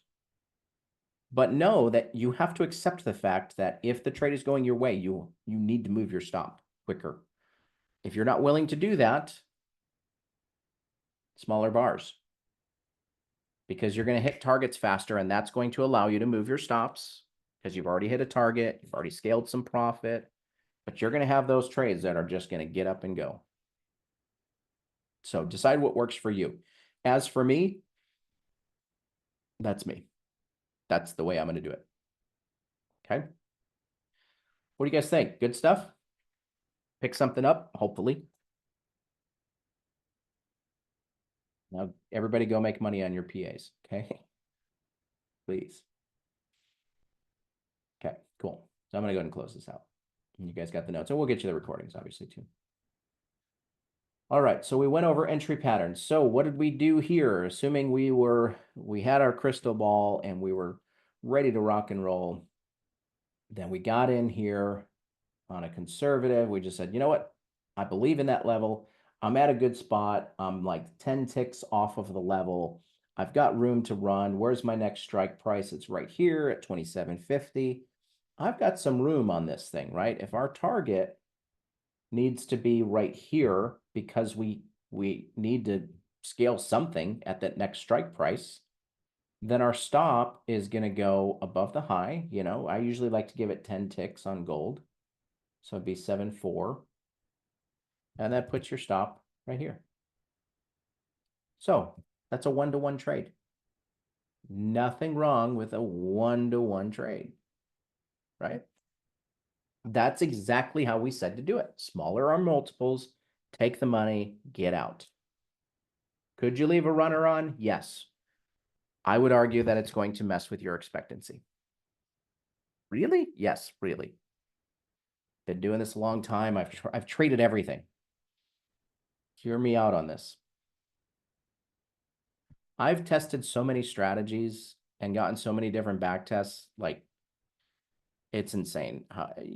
People are, here's what the problem is for human nature. This is not like, I have not tried butterflies actually. But here's the problem with human nature. And it's not even a trader thing. It's not that anybody's weak if they do this, or, oh my gosh, you can't be a good trader if you do this. No, this is just human nature. We focus on possibility instead of probability.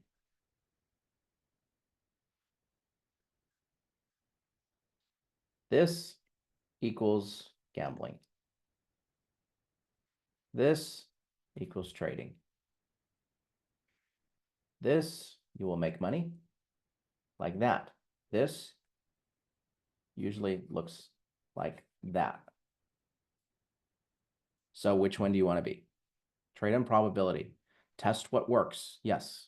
calculated expectancy. Exactly right. So I use 1-to-1 risk reward on my first target. That's what I do. Then once I've hit 1-to-1, I'm looking at, depending on where I'm at in my account. So let's say I'm at my high water mark. Okay. What I'm going to do is I'm going to take target 1 at 1-to-1. Then I'm going to trail. If I'm not at the high water mark, what I'm going to do, this could potentially be I'm either in a drawdown, aka not at my high water mark, or I've already scaled profit for the day. Oops. I'm already profitable. Okay.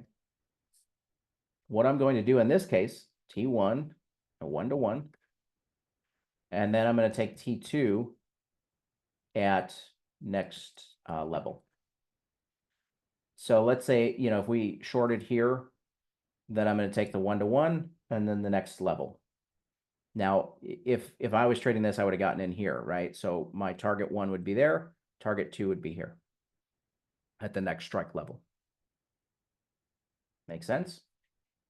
So there's a time to take T2 and not trail, because I need to, if I'm not at my high water mark, I need to take profit. I need to get back up to my high water mark. The best place to trade from is at the top of the mountain. When you start climbing down, you got to be more conservative. When you get back up, then you can be, back to normal. High water mark just means that your account is at its high balance. So it would look like this, right? So you're going up, high water mark, drawdown, high water mark is here. Came back up, new high water mark. Coming down, drawdown, high water marks here. Okay. Which is very, very important if you're trading prop firms. You need to trade from your high water mark.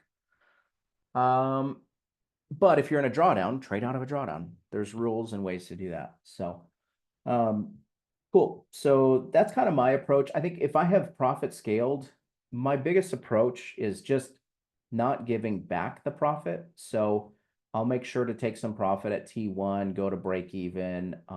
Depending on how strong the next level is, I may take the profit out, but then I may let it run. I don't know.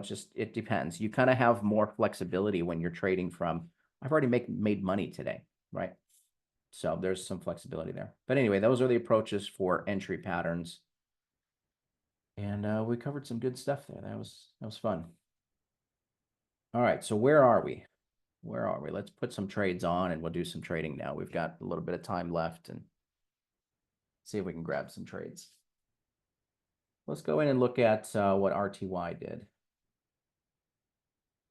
So RTY, we had support at 22.30 was a support level for us. There it is. Did the trade work? How did it work? Well, here, let's expand it out. So how would you enter off of this on the, let's go to a 1 minute, because I think that's fine. We'll just do this. We'll look at it on a 1 minute. We can look at the would you guys want to look at the micro volumes conversions? If you guys want to do that together, we can do that today. It's fine. I can do that with you. We've got some time. I'm in no rush. We're booked till 11, but we may end up going over. We'll see. All right, so we have a down bar. Tag the level. What kind of bar is this? It's an inside bar. How do we trade an inside bar? We trade the break. Where's our trade? Right about here. Where's our stop go? Below the low. Whoops, that's not what I meant to do. On RTY, M2K, I like to be 20 ticks. So that'd be 7.6 would be our stop. That's pretty far below the low. Yeah, you don't have to do 20 ticks. You can do 15. Let's do 15. Probably more sensible. Okay. So if you're trading on this chart, your target would be right about here. Get out. Take the money. You don't need to scale runners. You can if you want. The only time I would ever leave a runner on if you're trading this way is at your high water mark. If you are not at your high water mark, I would argue not to trail. Do what you want. You have to decide what's right for you. I can't tell you, but that's what I would do. Because if you're going to draw down, you got to get out of the drawdown. Actually, you just need to trade and not think about it is really what you need to do. But you need to trade from a position of risk management that you're in a drawdown. Anyway, that's another story. So that would be that trade. On the range chart, what would that look like? Now we have a specific pattern that we look for on trading the range chart.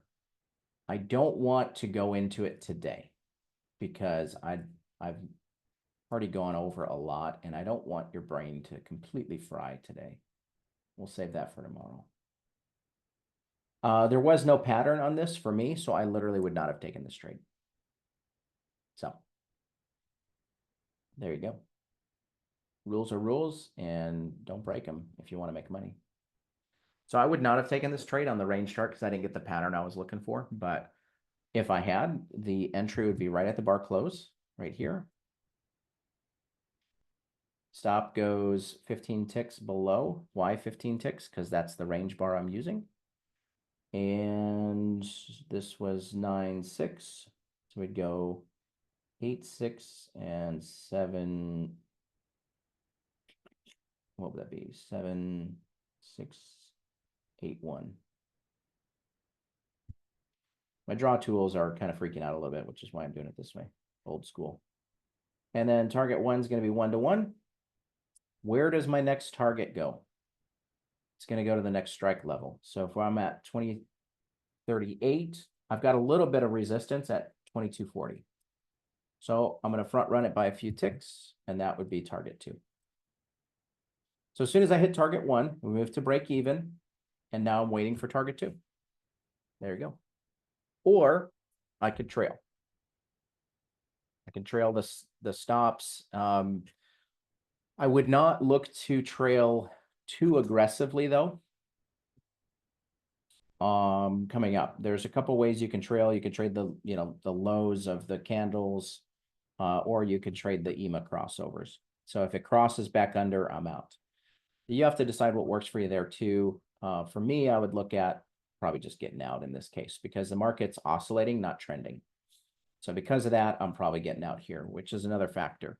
If you're trending, you probably want to be a little bit looser with your trails because the market could just take off and go. Like right now, gold is down quite a bit. So that would be an example.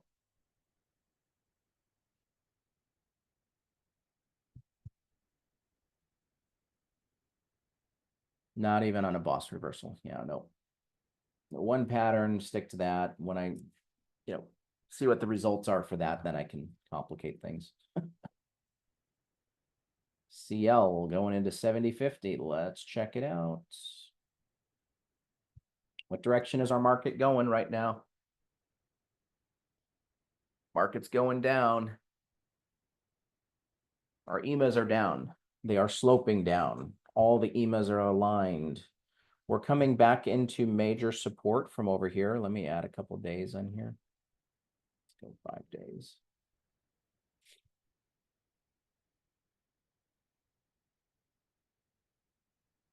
There we go. What happened last time we came into this level? Build, build, build, take off. So where is that support? It's all of that. Oh, I don't know why that didn't work.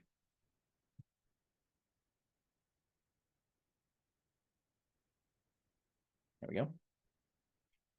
What happened here? They already tested it. That's the order block. There's the test response.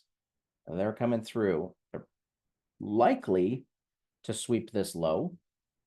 But what happened before we came down to that level?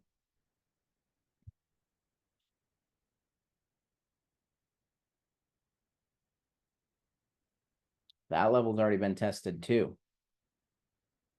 Ruh-roh.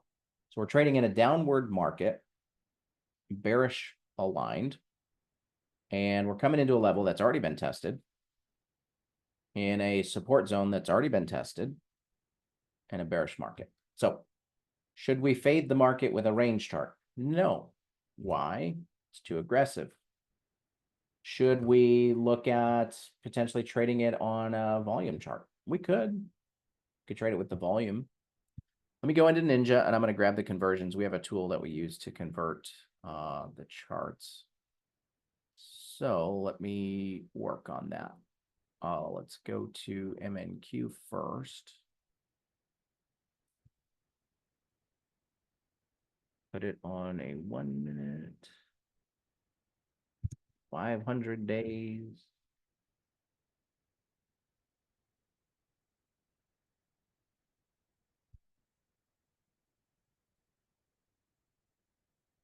Oh, I gotta install the indicator actually. Let me do that. Tools, import.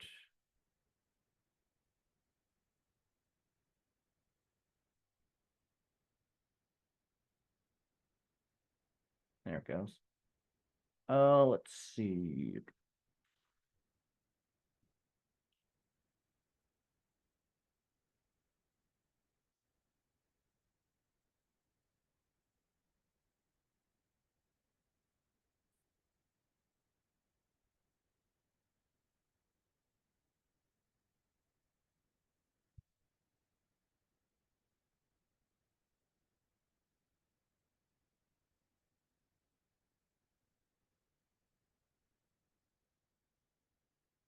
It'd be really cool if my mouse worked. I don't know why it's not. Let's go. Add, please. There it goes.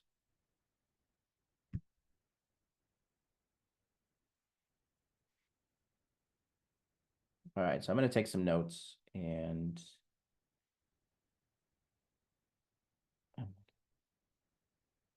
I need to get a new mouse and keyboard or something. I'll replace the batteries and see if that works, because if not, then I need to replace these. I don't know what the deal is, but they're like delayed. It's really weird. All right. So let's go 3 minutes. Volume is 5881 and 1 minute volume is 1960. And then I'm going to change this.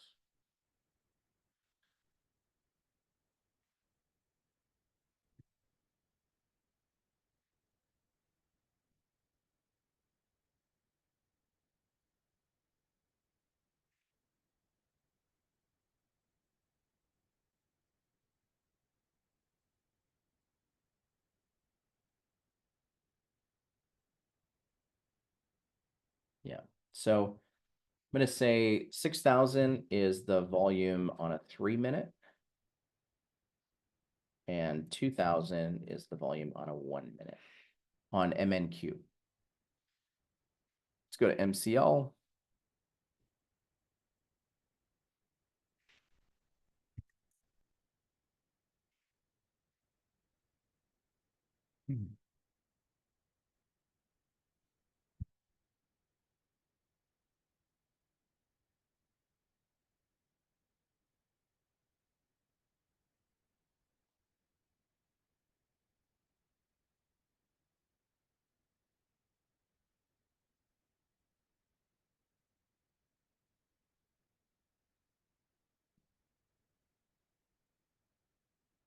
Okay. Yeah, it's probably about the same. It's about 3 to 350 and 1 to 120. So we'll just go, we'll go 110 and 330, kind of shoot in the middle, and that works. That works for MCL. Let's do MGC.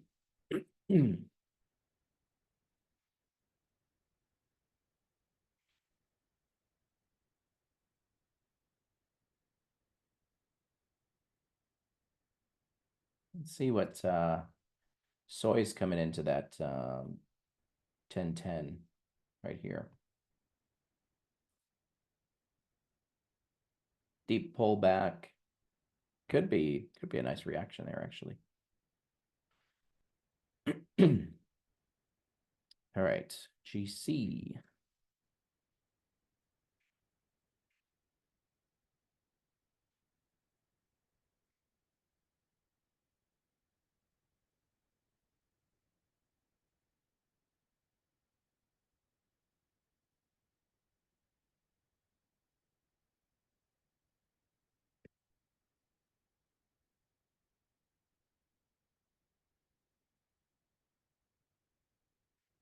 works for GC, and then M2K.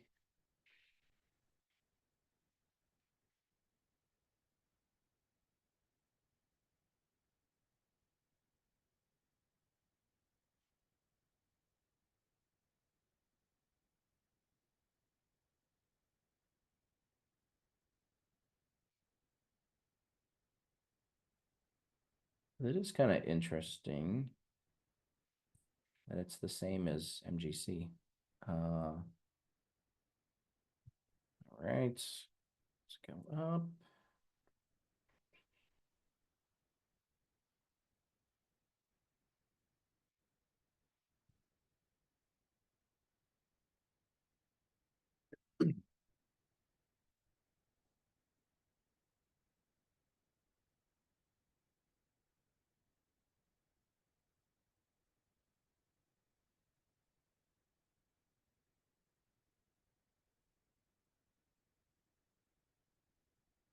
Cool.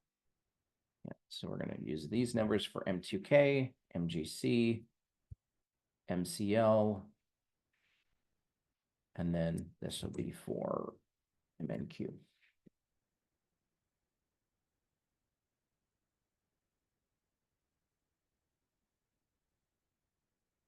Took the GC bounce, 27.35. Let's take a look. Yeah, cool. Very nice. What chart did you guys trade it on? Did you trade it on a range? Did you trade it on a volume? What did you guys use? 10 range. Oh, time. Let's take a look at the range. Love that. Yes, love it. Aggressive entry because it's counter directional, but you do have the signal that we look for a couple times over. So, and you had the liquidity sweep. So if you took it after the liquidity sweep, you were like golden. Yeah, quick targets, exactly. Now that's awesome. And then on this one, let's go to MGC. I'm going to drop this down. So Sean had this at 1,000, which is a larger volume number. I'm going to drop it down just because I like to trade faster charts personally. The 3 minutes, 360, it's 120. So I'm just going to do it at 120. We're going to set everything to a 1 minute volume and then just look at what we're seeing. Okay. So let's do that. So I'm going to add these in here. Let's go to new chart. This is MCL. By the way, once you guys get tick plays, I will give you these. I'll give you these workspaces. That way you don't have to redo it. 360. Oh, that was 3 minute. Let's go 120. For the volume, I will probably end up going to a 3 minute, but I want to see the 1 minute first. All right, so we're going to just change this up to MNQ, but not on range. Let's go volume.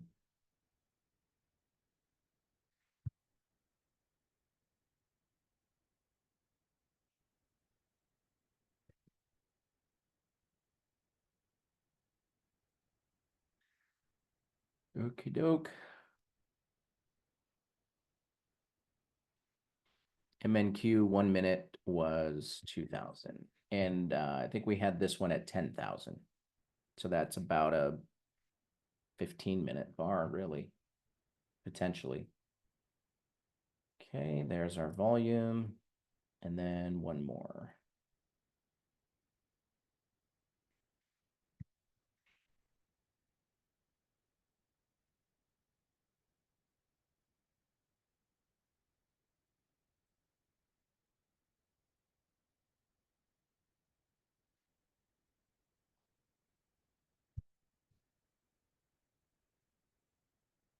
So these are both 120. This one needs to be 110. And then this one is 2,000. So we're good. Good to go. All right. So these are 1 minute volume. Oops.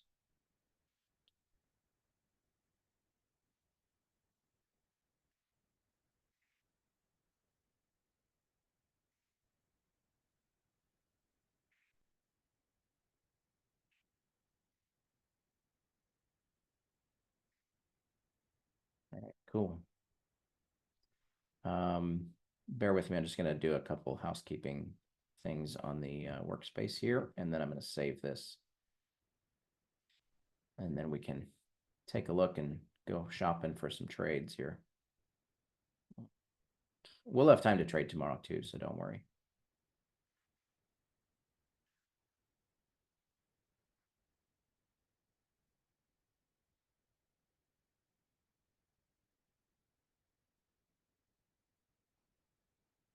Cool.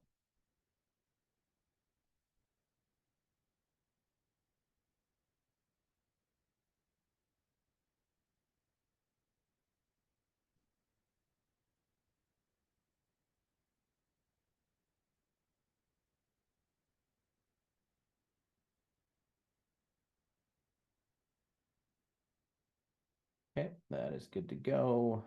Range.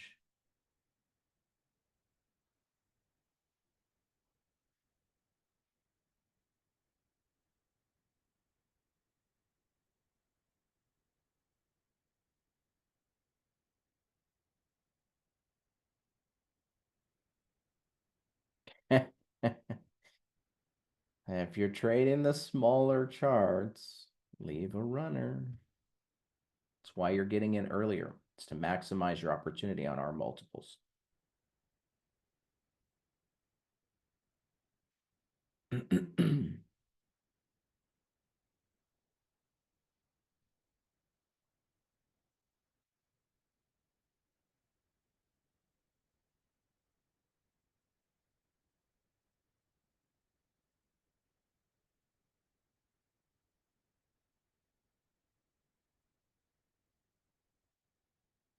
Okay. Sweet. Good to go. All right. Let's go check in on our levels. Let's see what we got going on here. We're going to refresh all the levels.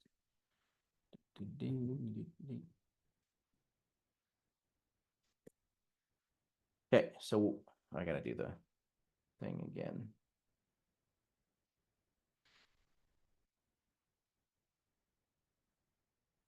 Okay.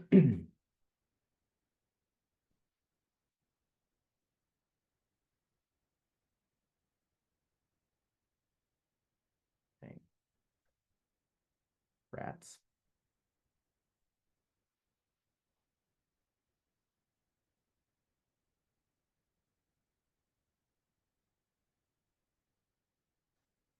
Okay.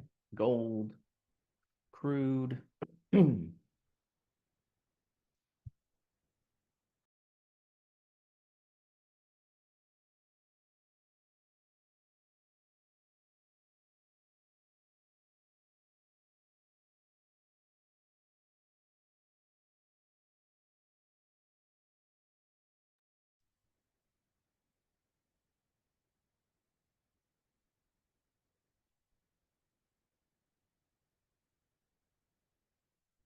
And gold and crude have just been down and down.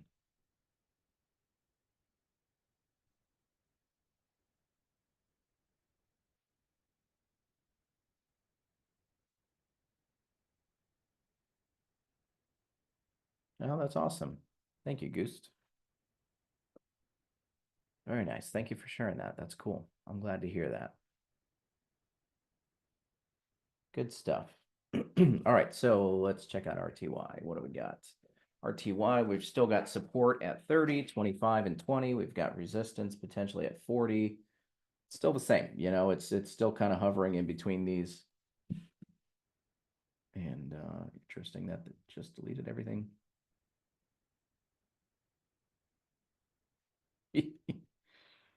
That's fun.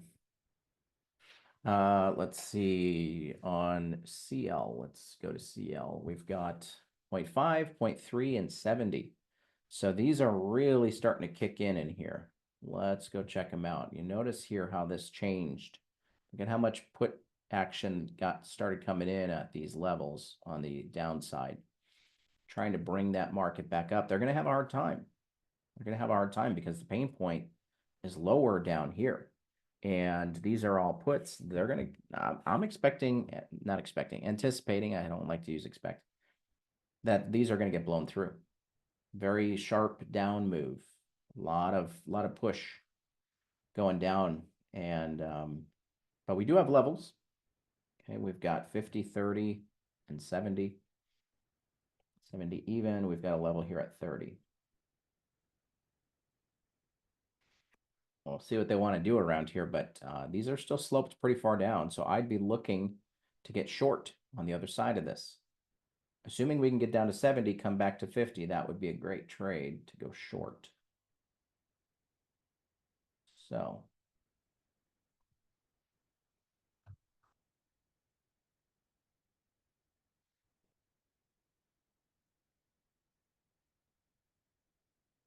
I'm already seeing I'm probably going to go to a bigger volume chart. I don't like the 1 minute, how it looks. A little too much going on. Let's change this one to gold, metal. Wow. Wow, wow. I don't know. What do you guys think? Should we buy at 27.20? Maybe, right? Like maybe, but it's a very bearish market. Traded on the volume chart.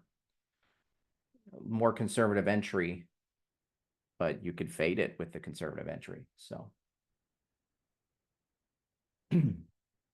yeah, these are too fast. I'm going to update these in a little bit. Okay, so aside from that, like if we move this over, which by the way, if you hold down shift, you can pan these.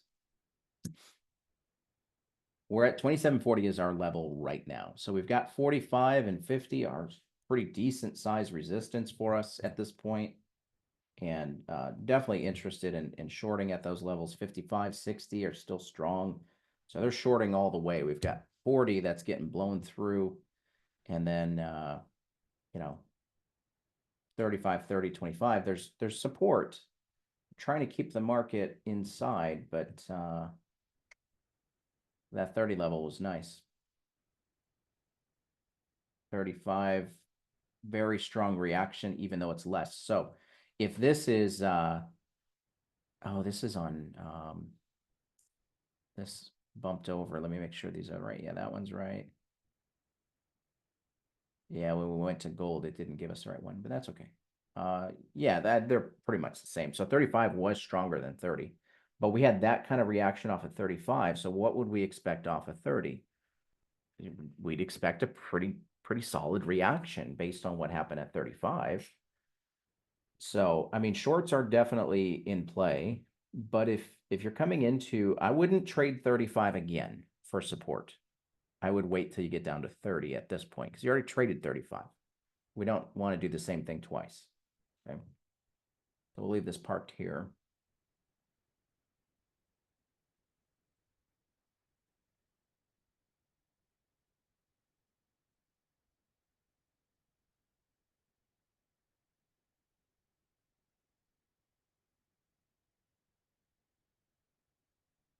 So crude gave the signal on the reversal on the range chart going long. Obviously, I'm not trading it. We can go to our volume chart. Let's bump this up to a 3-minute volume because these are just too fast. Okay. What do we have here on the 3-minute volume? We do have a signal, right? That would be the entry going long. And you've got the higher close, right? And it could be that these are even still too fast. I don't know. But the entry would be right there. Okay. Want to put the stop about 10 ticks below the low, which would be at 86 right here. And then 07 to 86, it's about 30 ticks. So you'd be at about 37 on the target. Right about there.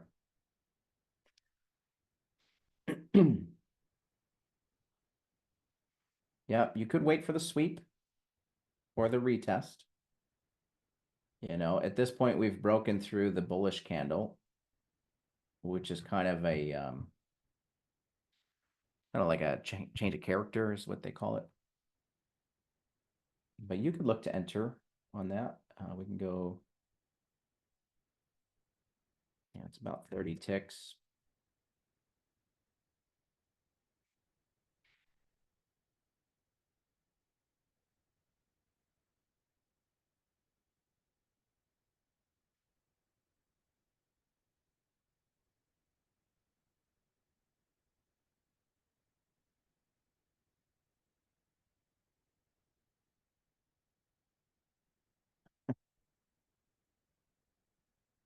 Amazing.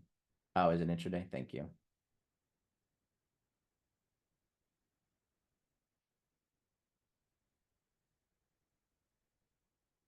Well, that changes everything, doesn't it?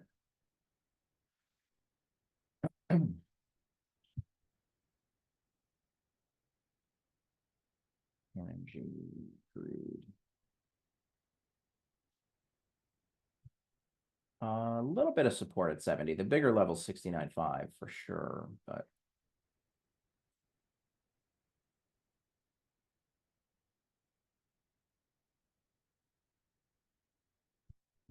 tough to do all this and teach all these concepts and AMA and then still have time to trade. So I'm missing trades today, and that's okay.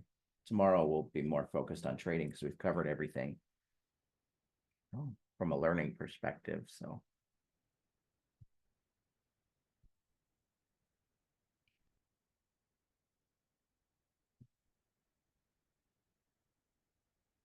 yeah, and it could. I mean, it may come up a little bit more back up to the 70.50 before cruising back down.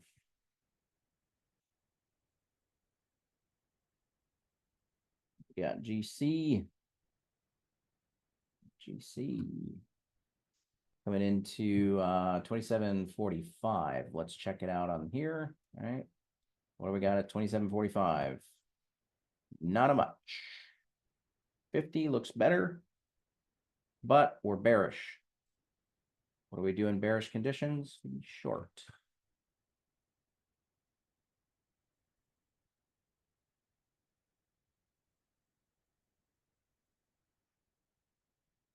Yeah, I don't like this one. I actually don't like gold right now on the short here. Things have kind of pushed up a little too far for my liking.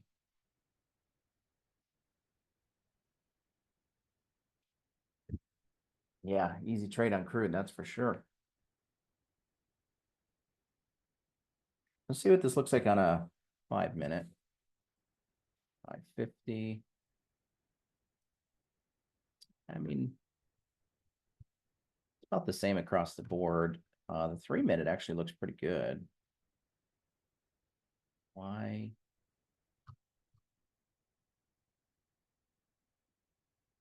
6 point.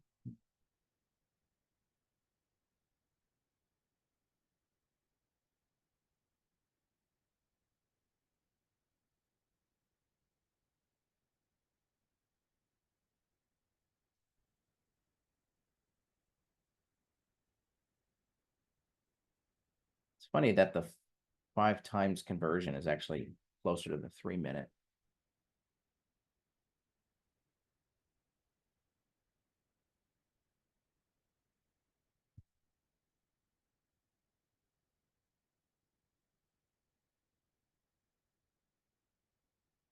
This looks a little better now.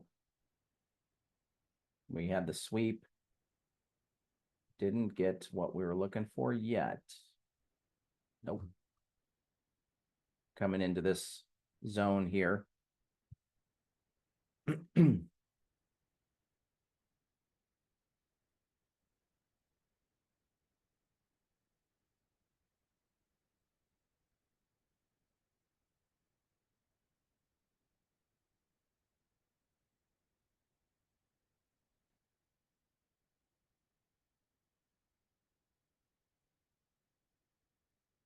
It's because I've changed charts.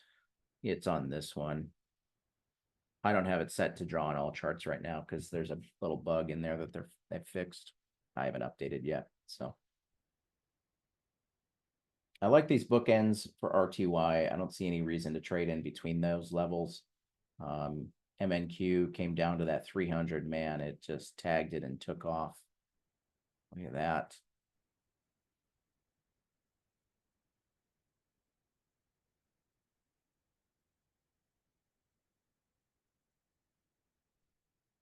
Which is interesting because it's really not that huge of a level. You would have expected more action out of that 350, but it blasted through that off the open and off the news and then came down and put in support.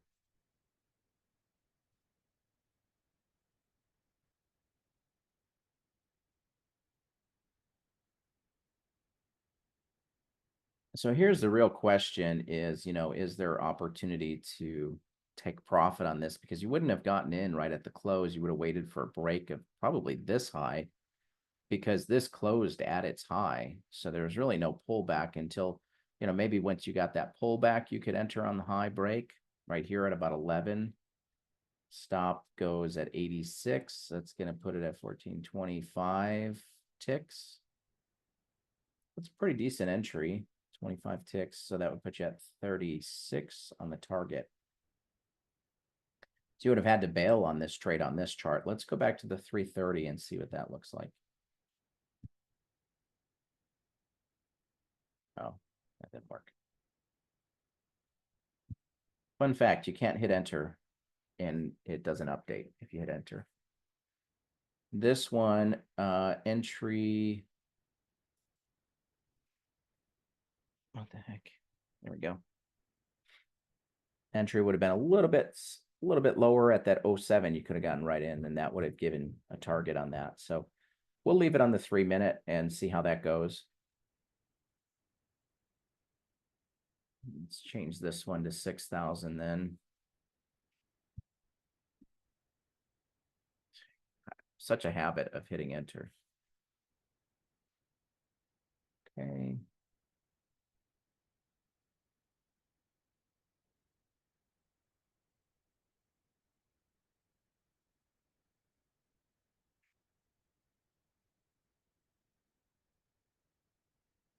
I'll try it that way. So then the next question is at 45, did we get a sell signal? That's what we want to know, right? And in this case, we did. So that would have been a stop out. And so, this might be a little too, too small of a bar size. I don't know.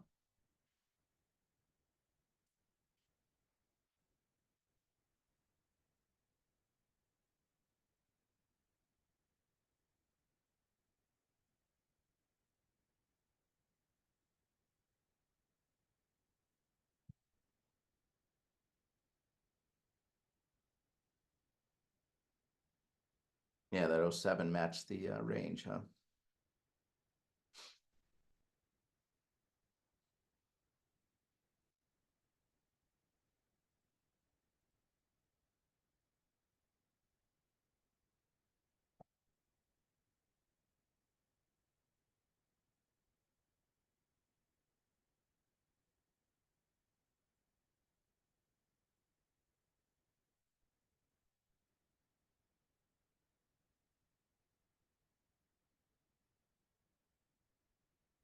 Okay, 2K's coming back in.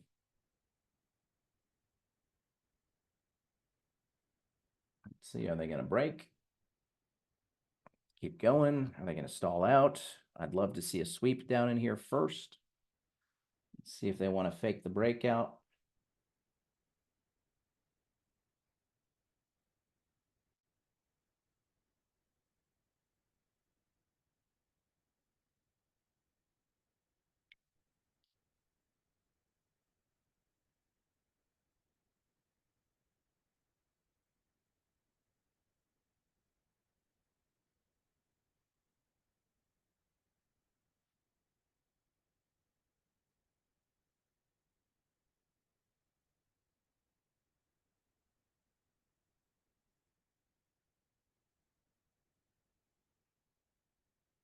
Nope, no signal yet.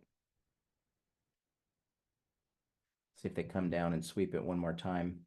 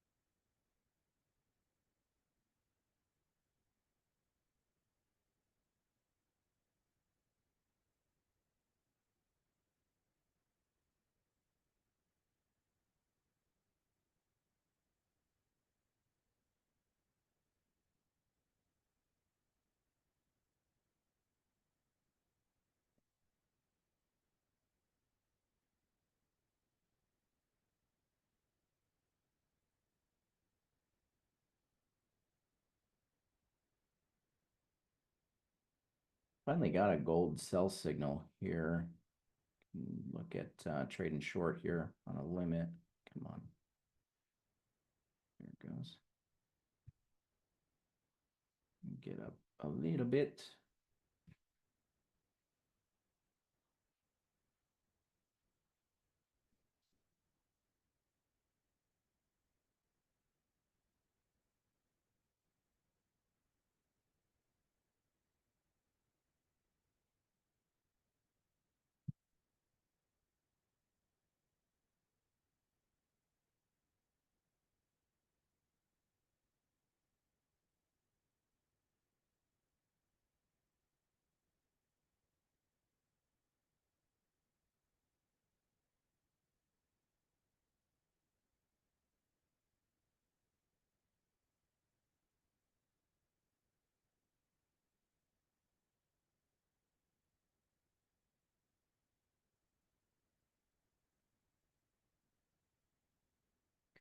I don't know why this is not showing my position details here. Interesting.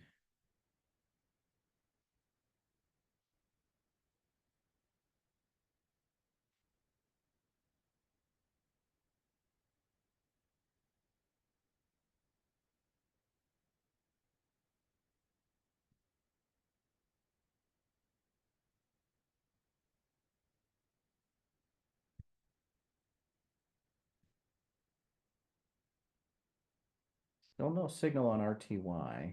Not what I'm looking for anyway.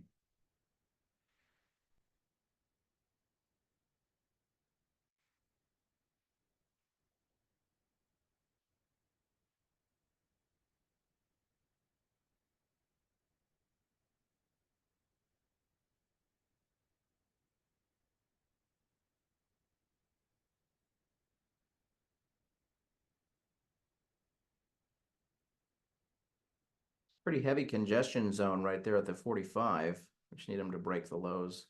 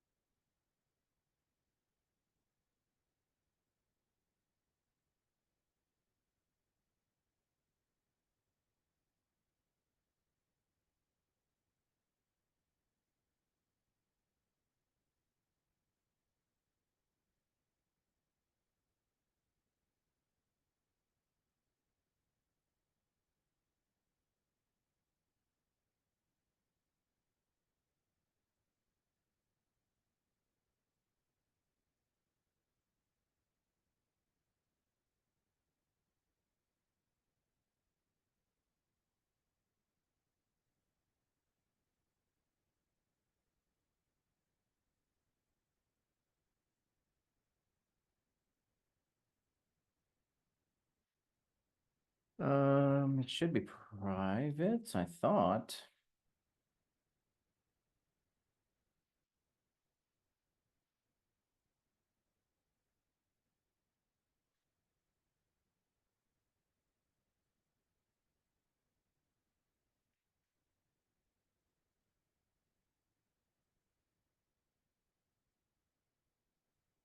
Hmm, interesting. Send a message to support. I'm not sure. I don't know what they're doing on that. That is interesting. So apparently I'm out of the trade, technically, but I'm still showing positions on here. So that's something I'll let the team know. Oh, there it goes. Yeah, now it stopped me out. It just didn't stop me out before then. Okay, that's fine. Remember what we talked about with this setup, there's going to be more It's going to be more stop outs, right? And so that's why it's important on the winners that we got to let them give us the money that they want to give us so desperately.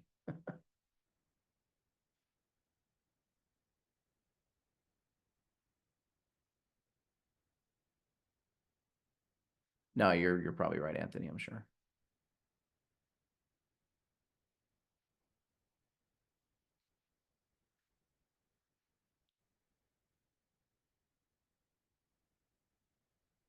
All right, so NQ's coming back to 350.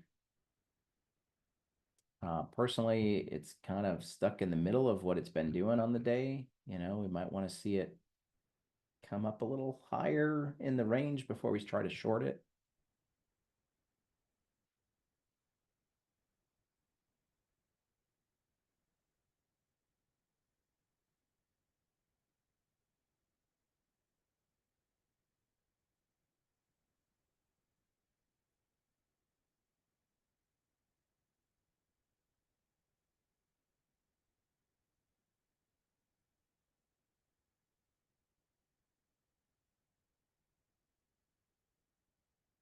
I mean, 350 was a pretty decent size level.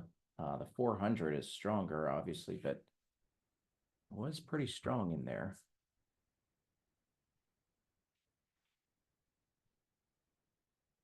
Range chart, pretty sideways looking, right?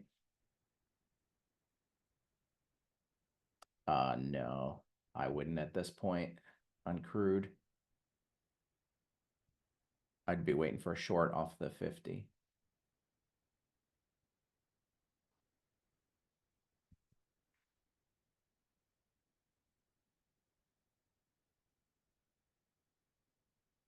So 45 wasn't a very strong level on gold. Um, it did give another pattern in here, but it came all the way up to 47. Like that's 26, 25, 26 ticks above where we were expecting a reaction. And it's not something I'm interested in anymore. So I stay away from that.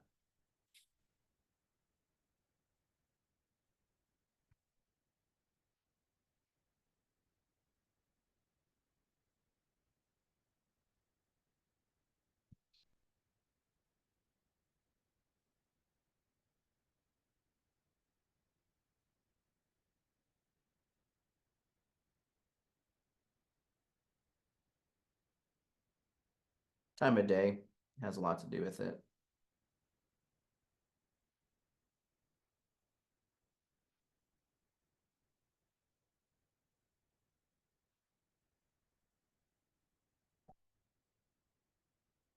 So I did think about on gold, they like to sweep the stops. They like to sweep the levels. I thought about putting our stop a little bit higher above the high. Because I had it above this high, not this one. And I figured, we've got a nice down move, lower high retest. Looks pretty good. Market's confused. It's not really going anywhere. We're coming out of resistance up here.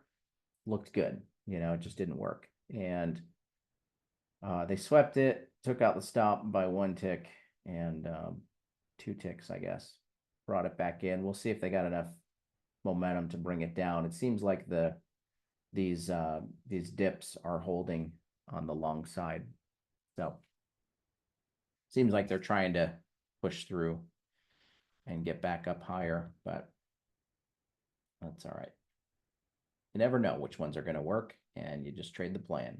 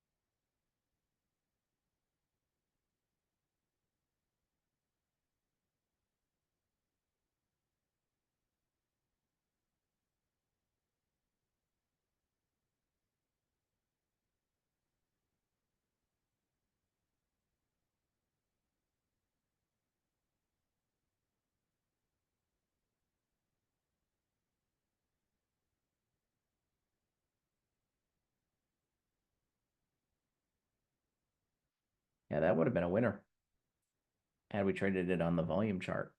That would have won. A little bit of an overshoot, though. I mean, 22 ticks is kind of a decent overshoot.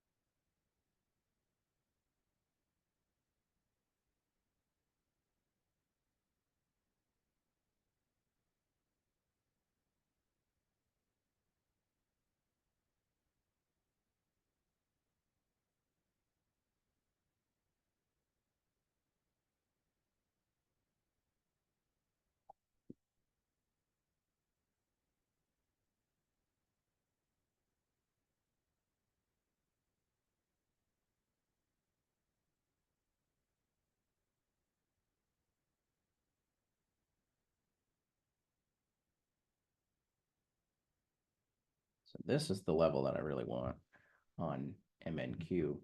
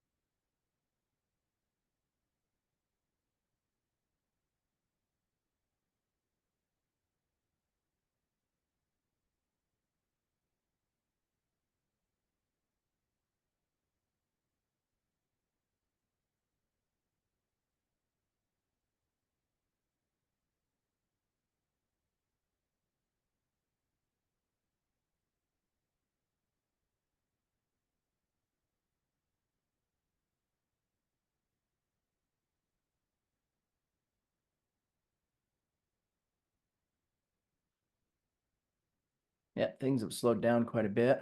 Um,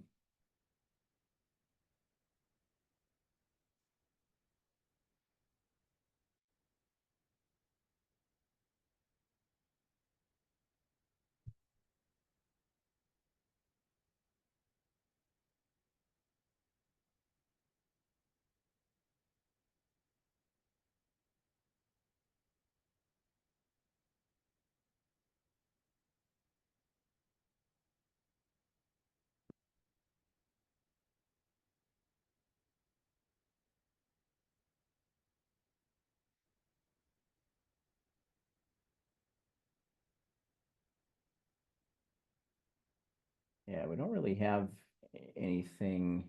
I'm going to go ahead and delete that level, and then 40 is pretty weak.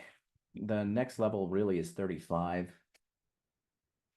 would be a better level.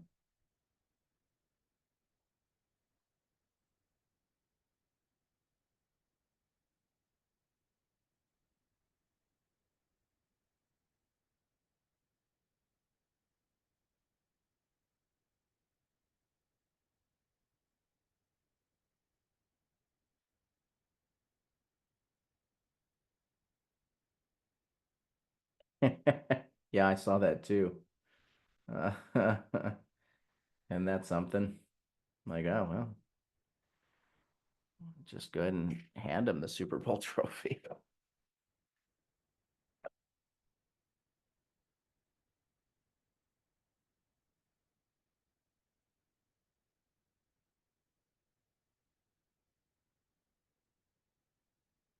I mean, just go ahead and send him Devontae Adams too while you're at it.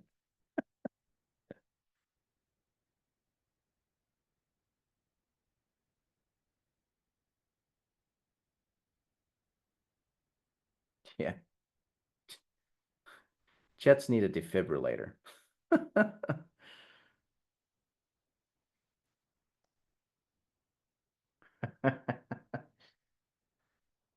They're terrible, man. Let's just call it what it is.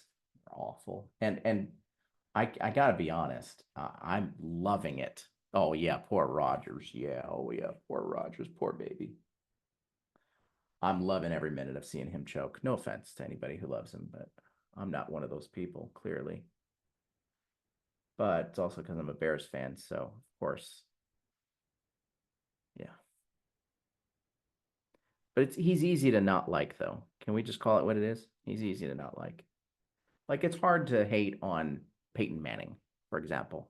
Like who hates Peyton Manning? You know, he's a good dude, right? I get hating Brady, right? But Peyton Manning, yeah, he's a good guy. Brian doesn't like him, but he's the only one.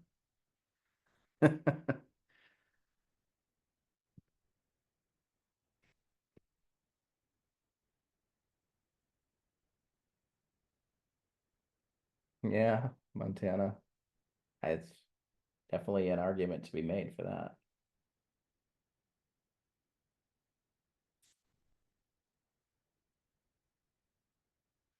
Well, NQ didn't make it to 400. RTY is sweeping the lows. I'm kind of keeping an eye on it to see if we get anything in there.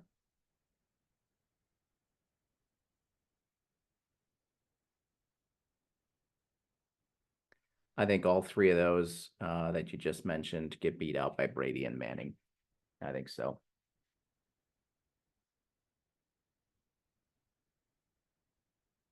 Yeah, no, not even in the conversation.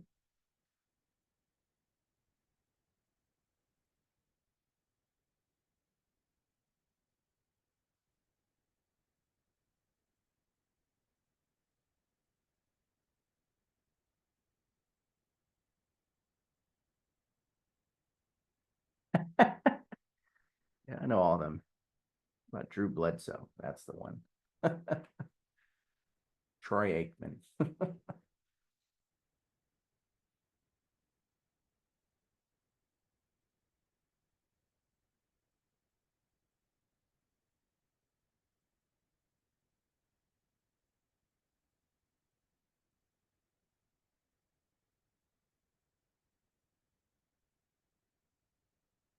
I think so. Yeah, absolutely. There's no one that is as smart about the game as Peyton. Like he's the smartest ever.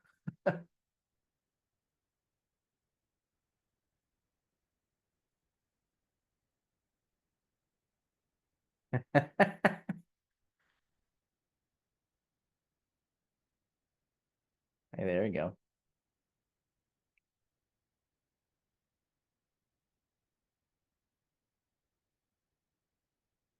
We got what do we got going on? We've got RTY broke pretty strongly. Not time yet to be trying to go short on anything in here. We need these EMAs to be separated and fanned out a little bit if we're going to try to go short on anything in here. Um, wouldn't be curious on going long either. So 25. Oh, that's gold. Let's go to RTY. We've got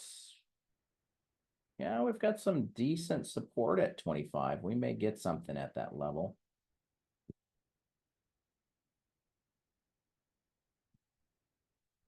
We got crude coming back up. Definitely liking possible 70-50 short.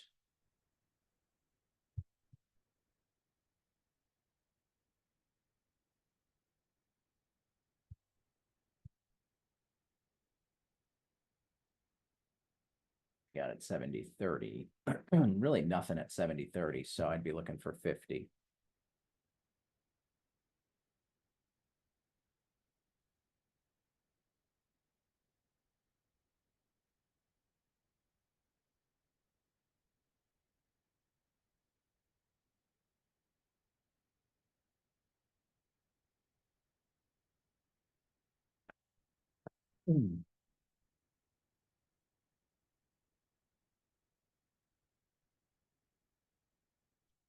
Possible here. Let's see what we get.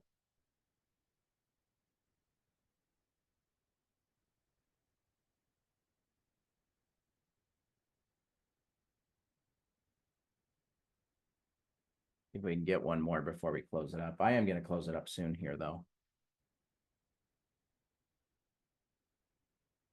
We'll spend some time putting more trades on tomorrow. We'll go through the levels together in the morning, and then yeah, we'll see what we get tomorrow.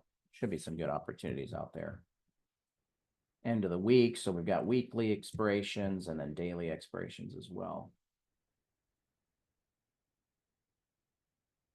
Oh yeah, cool. No worries.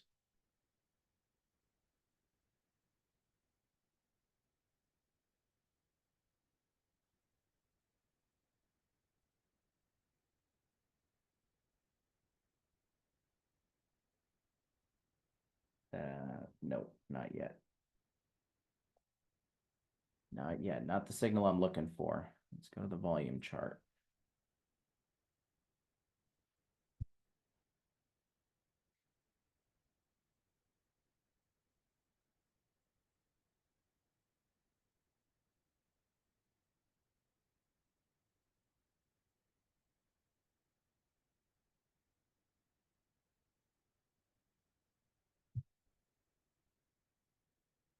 I'm going to go back to range here.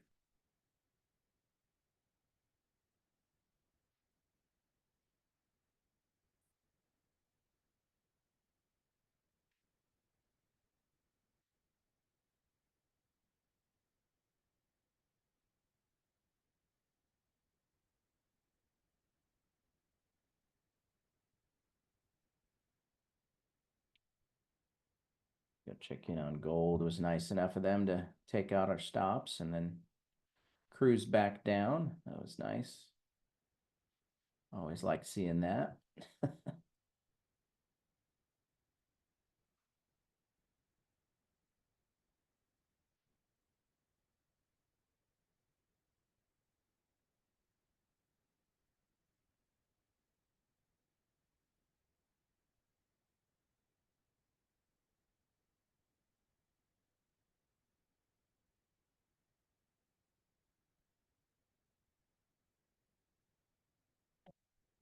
Just got the sweep of this level on crude. That could make things a little bit more interesting.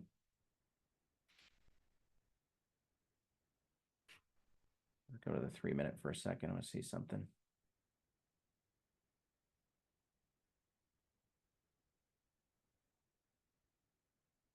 Yeah, I like that. There's a fair value gap on the 3-minute from here to here, right on the 50.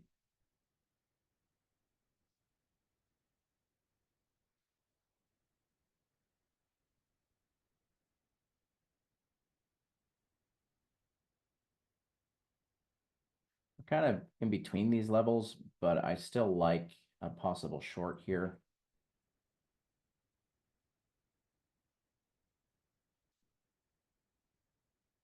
Not quite the entry position I was looking for, but it's skewed my target and stop already. 37, that's weird.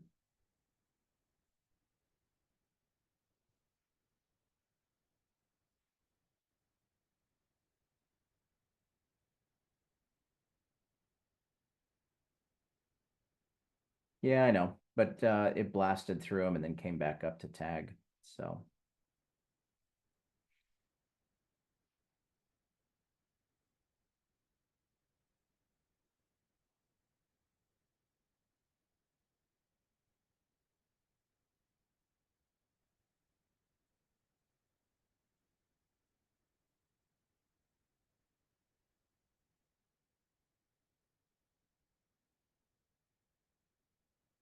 So I'll leave this, way down in here. Yeah, I can always move the target later, obviously, so. But this is trending market conditions, so you want to give it some room to run. If it wants to take off and go, let it. And now at the same time, we are trading in a little bit of a down today.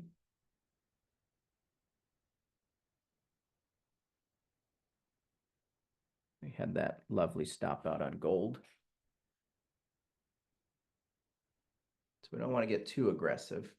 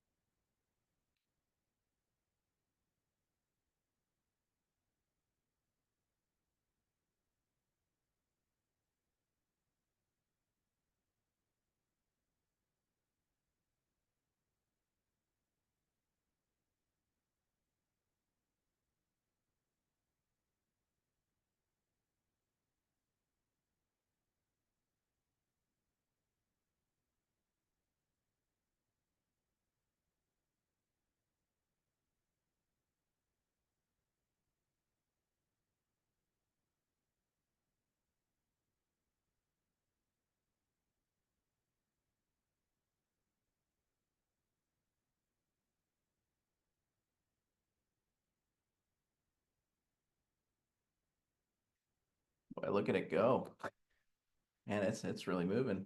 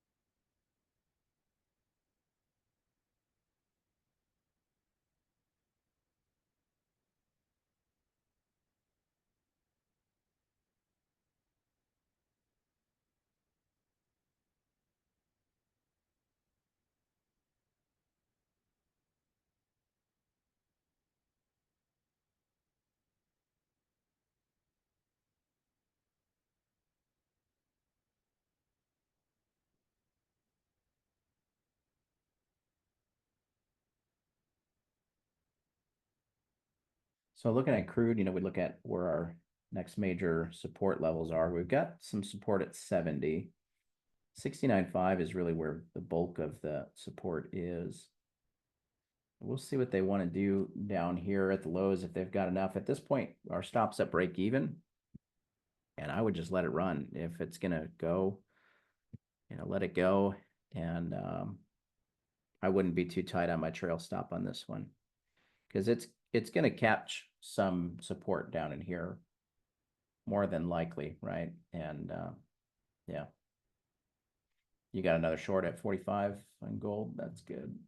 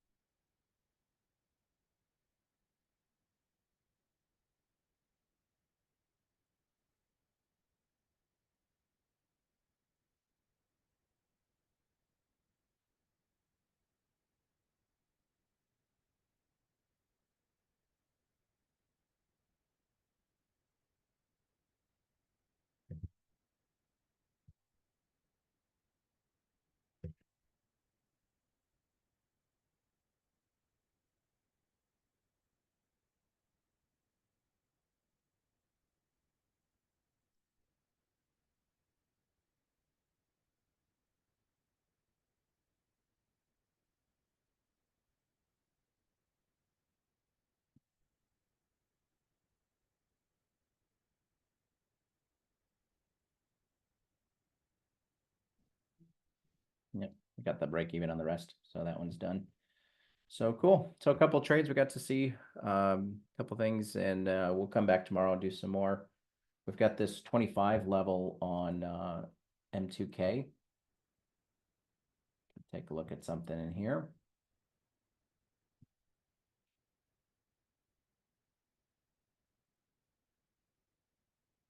No signal for me yet.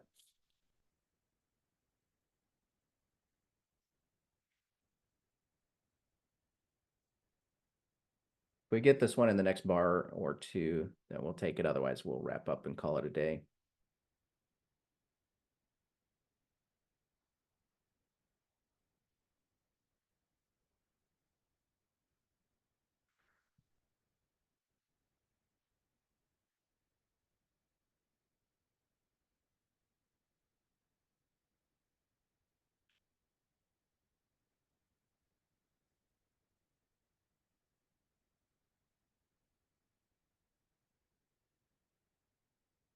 Yes, sir.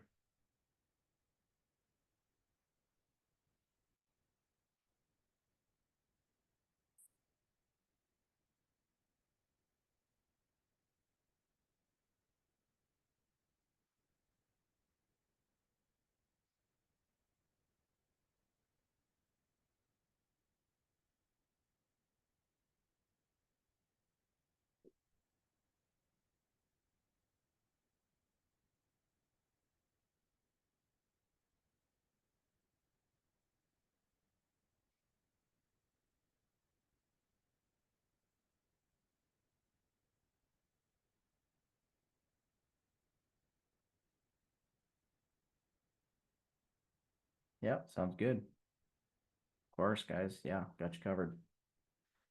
Absolutely.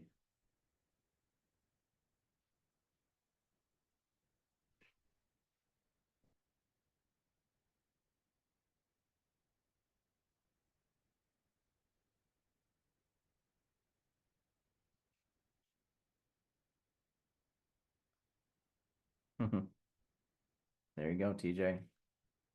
That's it.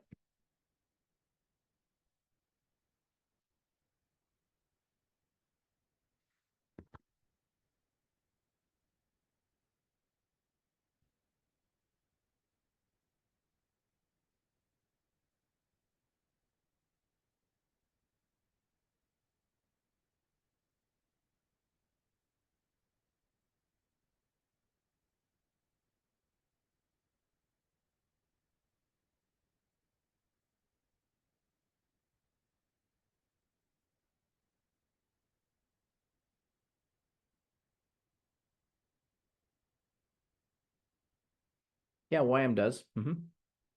Not a lot of activity on YM. RTY is a little bit of a better selection. But you could certainly trade our YM as well.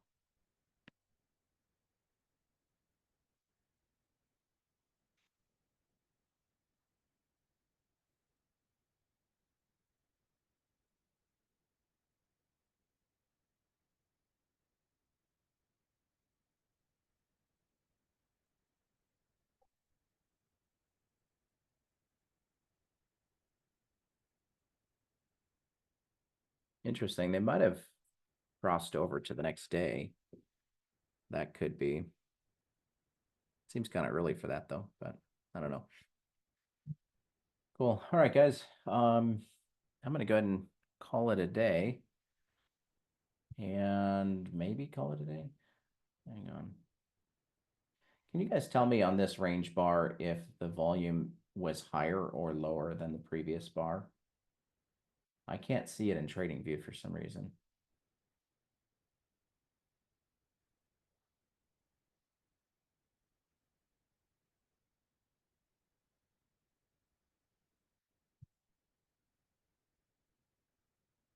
It was lower. Okay.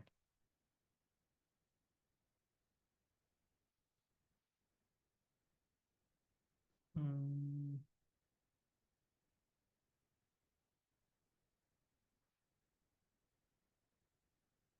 Yes. Okay, I see it now. I had to pull it up on Ninja. All right, so nothing happening there. So yeah, let's go ahead and call it a day, guys. We'll see you back tomorrow morning, 8:30. We'll see you there. If you have any questions, anything, reach out to us. Otherwise, we'll see you there. Have a good one, everybody. Thanks so much for hanging out as always. See you next time.